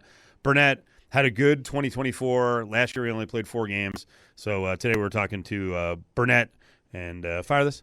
From spring until now, it's been phenomenal. Just taking steps in the right direction with our technique, getting a better feel for the offense and the scheme and what we're trying to get done, and finding ways to get open within the scheme. So, yeah. Why was UNLV a right fit for you? It's been a great fit, I would say, because of 2 things. I would say Coach Mullen and his track record, and just the offense and how dynamic it is. The different things I'm asked to do, I think, really fit into my strengths. So it's been fun. I'm excited. Coach Mullen plays players to their strengths. You can look at that with his past with guys like Pitts and other tight ends he's put out, really all positions. Just spreading us out all over the field, being creative with 12 personnel, finding ways to get mismatches with guys. It's been creative overall. 6'6", 250, looks the part. Like I said, went to Servite, was a top recruit coming out of Southern California. Arizona, he logged over 4 years, 640 snaps. We all have our goals and things aspirations we want to reach. My whole thing, this is my last season. I really want to win. I wanted to go to a winning team. I know that Coach Mullen brings that to the table. We have a real shot here to make a college playoff run. So that's at the forefront of my mind, is just getting us to the playoffs and making a deep playoff run. What's the biggest thing for you in staying healthy? Because obviously that's been a challenge at times. Yeah, just being consistent with the rehab, being a true professional. I try to be the first one in, and I really try to be the last one out every day. Staying on top of my body. I started doing yoga, just doing the little things. Yeah. Those high school guys and then college teammates, Fafita, and especially Ted McMillan, since he made it to the NFL, was a top 10 pick. You still keep in touch with him? Oh yeah, all the time. Noah actually just got married. It's funny, but super happy for those guys and all their successes. Jacob Manu is another one too. I'm at Washington now, but like I said, those are my guys. Came up with them from youth ball all the way to Arizona, so I'll always be close with them. Also went to college with the 2 guys, including Stukes, who got drafted by the Raiders. So he comes from the right stock. Between high school, Servite's awesome, and has played with a lot of great players, and he has a chance. Like I said, he fits the part, so I like that they went down this path again. And then the tight end room also has a local and Jay Beasley, who's a little smaller but good pass catcher. Matt Burns is starting to look a little better with his routes. He was actually raving about Burnett's ability to run routes, and Burns is more of a blocker, 6'6", 250. I'll post this at some point. When we talked to Burnett, I kind of caught a moment where they were doing some special teams drills, and he runs off the field. He takes his mouthpiece and whips it, and I think he might have thrown his helmet. And I was like, man, he must be really mad about like a play that went awry or something happened with a block. And he's like, it's so hot! It's like, I can't breathe! It's like, okay. I will say. When I said it to him, he was like, it's hot. It's hot, man. He's like, I grew up near Chicago. He's like, Houston was, because he's a transfer from Houston. He's like, it's different. He's been here for over a year. Yeah. But I mean, it was hot. That is kind of my favorite about being out at these practices. The dynamic of watching these guys on the sideline, and because on Sunday when they were practicing, and especially during the team stuff, they were getting chirpy with each other. Yeah. And there was a broken play on one of the team drills, and it was broken because of a clear and obvious hold. But one of the offensive linemen, who I will not name, was definitely talking quite a bit on the way down, and one of the DBs just goes, "Shut the hell up!" I love watching practice. It's so great. And then the best part is because just the physical dynamic of these little DBs and like the one offensive lineman, all the DBs like ants just start coming over. It's like, yeah, shut up, man! Like they're all just screaming at him. It's great. I love it. The battle, the verbal battle between, because they run so much in terms of drills of DB against wide receiver. Yeah, it's fascinating. Yep. And for a while today, because I thought the DBs had a really good day a couple days ago for UNLV, and today in very much like one-on-one challenges, the receiver has an advantage. Yeah. First of all, you can't really, you can't maul them, but there were some good battles today, and there's a couple guys who were chirpy. So if you've been around Mumu bin Wahad, he likes to talk a lot. Which, by the way, because for anybody who might initially think this, I think it's a good thing. Yeah. Like I think it's great that obviously they take it seriously. They're going at each other. They're chirping. But as we have talked about in different dynamics and work, I think it's a good thing that you can address your comrades like that and understand that there is no ill will, but that you were in the heat of competition. By the way, you're also practicing dealing with other teams doing that to you. Correct. What are you going to wilt? Yeah. Right? I mean, I would love to freaking break you with the talk. Let's go. It'd be great. I would love to be a fly on the, well, not on the wall, but during just scrums and things like that during actual games against other teams. Oh, it'd be great. Adam Hill's coming up in less than 10 minutes. Raiders Insider, of course, part of the company, LVRJ. Let's get into at least the front end of our Raider discussion. Where are you on Max Crosby now? Oh, I've called my shot already on this, and then Adam Schefter stole my bit. So I think he's gone before the deadline. So for me, I was really out on Max, especially as I called it, and of course no one else on the market is going to do this, but he was insubordinate. And the stuff that he was doing, not showing up, storming out, the online stuff, it's nonsense, right? And listen, I've come to grips with the fact that, and I thought 100% he was going to get traded. When he got traded to the Ravens, I'm like, what a deal. But when it fell apart, and I think he's come back and said the right things, I also think the coaching staff is much more equipped to gain respect for Max. I don't know that he's always had respect for the coaching staff. And it becomes kind of clear when he gets frustrated. Because some of that internet stuff does happen, the social media. Listen, he's here. He sounds like he wants to be here. He sounds like he's happy that Rob Leonard is his DC now. So let's hope he plays well. And when he does get frustrated in the future, deal with the coaches. Mm-hmm. Don't say stuff to other players. Don't go to social media. And he's 27, going on 28. So I hope he handles it better. Now, as you just said, reality is this is a rebuilding franchise, and we're seeing defensive players fetch a good amount back. This is McAfee. I don't know the cast members on McAfee, but one of the guys is on McAfee. With Schefter as they kind of revisit the Max situation and where Max is now. Max Crosby, you think that the Bears might be in play? Well, here's how I assess the Max Crosby situation. Have you noticed he's talking about how happy he is back in Vegas? He wants to be a Raider. He doesn't want to go anywhere else. This is what he wants to do. And he was the one really that jump-started all that talk and all the movement that wound up with him being traded to Baltimore before he didn't pass the physical and the trade was voided. I do think right now Max Crosby is in Vegas. I do think that that's their plan right now. But here's where I think it gets interesting. Do I think Max Crosby is going to be traded this summer? That would surprise me. Anything's always possible in this league. We'll have to see. Okay. That does not shock me. Shock you? No. That's the way this is supposed to be. He was traded. He's on a team that's rebuilding. He wanted to leave. No. It's been smoothed over for a while here. Hopefully he plays really, really well. He's looked great in camp. Here's part 2 of that conversation with one of McAfee's guys and Schefter. I don't think that that's the time frame. I think he's there, and they're going to play with him and use him, and he's a He's the face of the franchise, one of the faces of the franchise, and beloved out in Vegas, as he should be, for all the effort and energy that he's brought to that team. But here's where I think it could change in time. Nobody's going to say it now. But what if the Raiders are not winning regularly? What if the Raiders are 1-5, 2-6, and we're coming up to the trade deadline in the first week in November, and there's a team out there that could use a pass rusher, and Max is playing at the level that we think he can, at another high level? That's when the trade potentially could come back into play. And I think that's when it might be time to start paying attention. Okay. That makes total sense. Yeah. Okay. For some reason, our buddy JT the Brick over on Raider Nation Radio, responding after watching Schefter and McAfee guy, tweeted, "Guys with no idea who Max Crosby is are speculating about his future with the Raiders. They don't have his phone number, haven't been to a practice." Okay. Mm-hmm. What are we doing here? And don't have the balls to ask him questions personally. 3 more weeks of preseason talk. What is happening? What is that? And what does any of that have to do with what Schefter said? I don't know.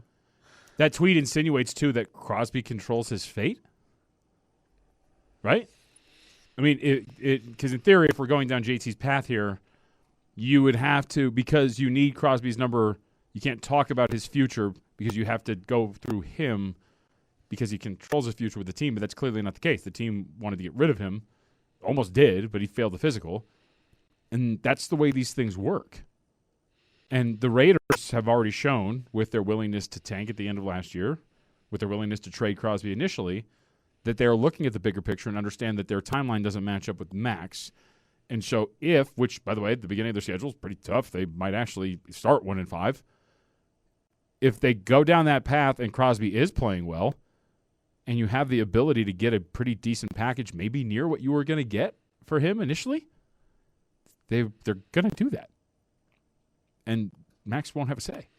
7 days into camp, we'll go inside with Adam Hill, who's been out there covering the Raiders for years. Adam Hill, Cofield and Company on the way.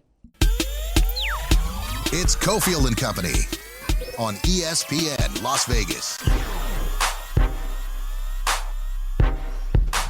Football's back, baby.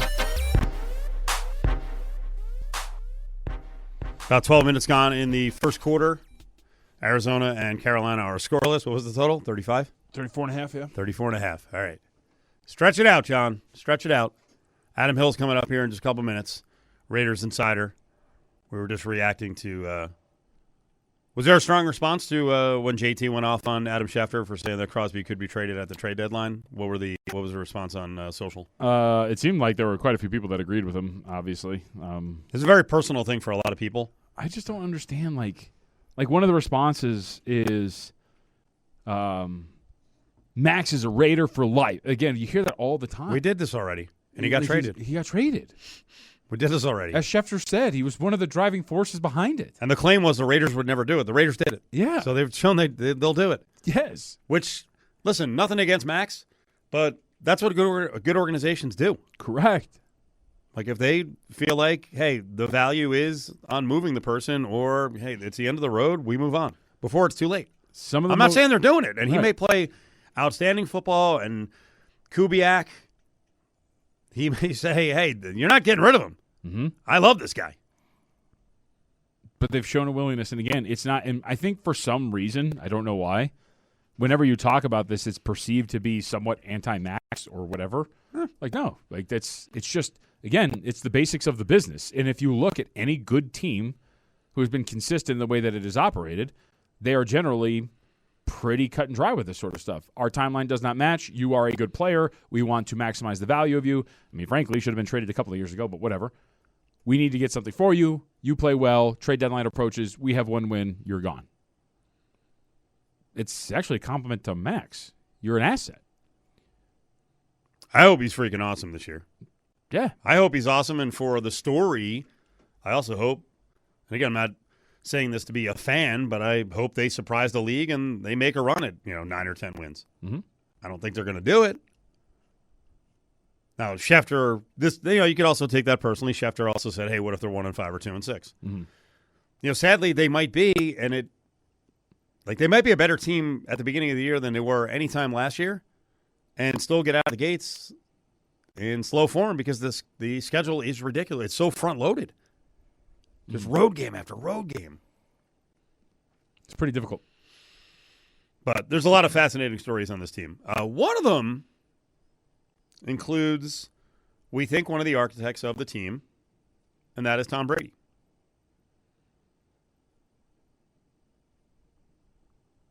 Have you taken a lot of vacation this summer? No. Probably should. You probably should have, yes. I know you have a lot going on. I made sure that I did before time runs out and football's here. So I was gone for, or out of the market for the better part of 2 weeks. Timed it well with the heat because it got super hot here. Today was the first day. I never complain about Vegas weather. Today was one of the first days when just walking into work, I was like, wow, it is beaming right now. It's tough. It's tough. Tom Brady takes vacations. I admire that. I have not taken enough over the years. I saw him on a yacht, laying out, as we'll put it. And I think people were suggesting that it was poor, lonely Tom Brady on a boat, on a mega yacht. I don't think that was the case. No, it wasn't. Poor, lonely, yoked Tom Brady, too, by the way. Credit where credit is due. Tom's looking jacked. Well, you're a very physically fit man now, and you're an admirer of the human body. I won't say the male body. Was caught showering on the deck of his yacht. Wait, what? Yeah. What do you mean showering? Full on, hand down the pants. I mean, you shower when you get out of the ocean, salt water, all that kind of stuff. On your boat? I guess, I assume. I mean, got a handful of crotch. Why are you showing me that? Why not? What do you mean? Know, it's weird. And you zoomed in. You zoomed in. I was like, is that the actual picture? No, it is the actual picture. I mean, it's still pretty clear that he's grabbing Wang. Look at that boat. Yeah. You got to clean yourself. Look at that shower. Yep. Nice overhead. That's my preferred shower, by the way. An outdoor shower on a yacht. Yeah, overhead shower. I'd prefer it very much. But he was... You're working towards it. That's That's why you're doing stuff with Lotus Broadcasting. That shower's coming any day now. He was on a yacht with a mystery woman. Back was to the camera. No clue? No clue. Well, I can rule out Kim Kardashian. People can guess as to why I can rule out Kim Kardashian. Okay. She's not a brunette. Oh! Yeah, okay. yeah. What were you thinking? You have a problem with him on the boat? Of course. Football season, Steve. It's August. No, we're trying to build winners here, Steve. By the way, he's an owner. We're trying to build winners. What are the Raiders doing right now? What's going on right now? What's happening? They're trying to build a winner. No. But like, what's actually happening? Grinding. Yeah. Where are they at right now? Everyone has to be part of the grind. Yeah. Where's the Raiders at? Where's our team at? It's a long season. It's out in Henderson, right? TB12 can take a vacation or two. Swap and spit. Well, that's actually not the right term. Swap and sweat. Grinding away. And you thought buttering my bread got creepy earlier. They're working. They're grinding. Yeah. Where's Tom at? He's chilling. Yep. Doing nothing. Let's go. You got a young quarterback to rear. Let's do this. He's got to work another 20 something. No, as well. This is ridiculous. Go to Lake. Take the yacht. Put it on Lake Las Vegas. Okay. Go out to Lake Mead. I'm sure very similar aesthetically. Do you think that do you think there's any chance that yacht could float and move on Lake Mead? Is that because of no water or because it's so big? I mean, I think there's still incredible depths to Lake Mead, but I just thought one, it is gigantic, but I'd be worried that you wouldn't go very far without running into the ground or a body. Yeah. You got to be in the south of France instead of out here grinding with your team. Is that where he was? Yes. God, he's rich. I do wonder. Yeah, by the way, we're going to look back. Rich people love boats.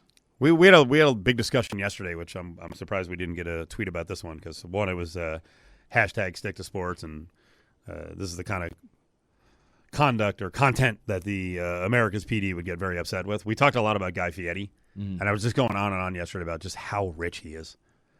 His tentacles are on everything. Yeah. It's incredible. Every airport you go to, he's there. Mm-hmm. Tom Brady's not in the food and hospitality and entertainment business, but we're going to look back like 10 years from now and look at this Tom Brady and be like, hey, he was kind of poor. He's going to be so rich. Yeah. It'd be cool to be rich. This level of Tom Brady rich, that's good. Yeah. Like Walmart Broncos owner guy level, 150 billion Tom Brady. That's incredible. That's crazy. I don't know what that's like. Just walk around. I can't remember what I was watching the You're other just day. you're just happy because money buys happiness. We know that. You're just happy. It's very true. I don't want to hear anything else otherwise. Tom, I think there was a quote floated around that Tom said he was like sad and lonely or something. Shut up. I heard I wish the co-host had pushed him on it. I swear, because I do like SiriusXM's college channel, I swear Rick Neuheisel was maybe he was joking. Maybe it was sarcasm. I could swear he mentioned tax implications for the guys who received the buyouts from LSU. Brian Kelly and who's the old basketball coach, Matt McMahon, whatever his name was. Yeah. And he's like, oh man, you have to deal with those immediate tax implications. I'm like, well, that's tough. It's a $50 million buyout, and the basketball coach got $8 million. Okay, if he gets sacked by taxes, crap. I only got $375 out of the buyout. 37.5 ain't what it used to be. Is this the way people think? Yes. That's that good life? Well, it's like, I don't want to go down this path, but it's just my favorite of the people when they vote, and they're like, it's for the tax implications. Like, you don't make that much, brother. Those taxes aren't. It's not for you. And little did you know that you got screwed anyway. Like, when did you start making $500,000 a year? Like, what do you mean? I like that look. You're just like, okay. So Brady, you're kidding. Brady is allowed to take a break. No, I'm not. I'm with you. It would be nice every waking minute that Tom could be around the number one pick, Mendoza, has some value. Does it? Yes. He's the greatest ever. And yes, physically and mentally, you'd like him to impart his knowledge onto Fernando Mendoza. Or would he just sit there and berate him and tell him how much he sucks? Wait, what? Much like his generation. What does that mean? I thought this was really interesting. The Dominic Foxworth show with Jim Ross. No, Dominic Foxworth. He had it's a fill-in. He had Nate Tice on. It does a lot of great work. Worked for Yahoo and whatnot. It is good for NFL analyst. And Tice brought this up and he invoked Tom Brady, which I thought was fitting. Obviously, he's the owner out here for the Vegas Raiders. And what Tice had to say was pretty interesting because he brought up, and this is very much a larger topic. Old people back in my day don't work like I used to. And Brady has been one of these vocal critics of quarterbacks nowadays, not developing as well, putting the blame on coaches at the college level, and just saying that they're not learning the game in the same way. And I thought Tice had a really good example of how it is so much different than how it used to be. Yep. And it includes, by the way, I think a not so subtle shot at Tom, even though he tries to kind of soften the blow. He essentially says, like, Tom, it was easier when you played football. When you get a chance, James, let's fire this bite with Tice. We'll get it loaded up. Okay. I hate this. What? I hate this mentality. It's not all old guys, but I hate when guys leave the game and they're like, "Yeah, it's not like it was when I was around." And I've never believed that if you want to go in like 10-year stints, I've never believed that the game has gotten easier in football. First of all, I mean the evolution of the physicality is ridiculous. Yep. The speed is insane. There's no smoking heaters and doing nothing in the offseason. I mean, maybe there's a rare guy. You have to work all the freaking time. Your job's always on the line. And the quarterbacks, I've said it a billion times. I'll say it again. Patrick Mahomes playing in the 70s, if he's on even a decent team, is winning all 10 Super Bowls. Mm-hmm.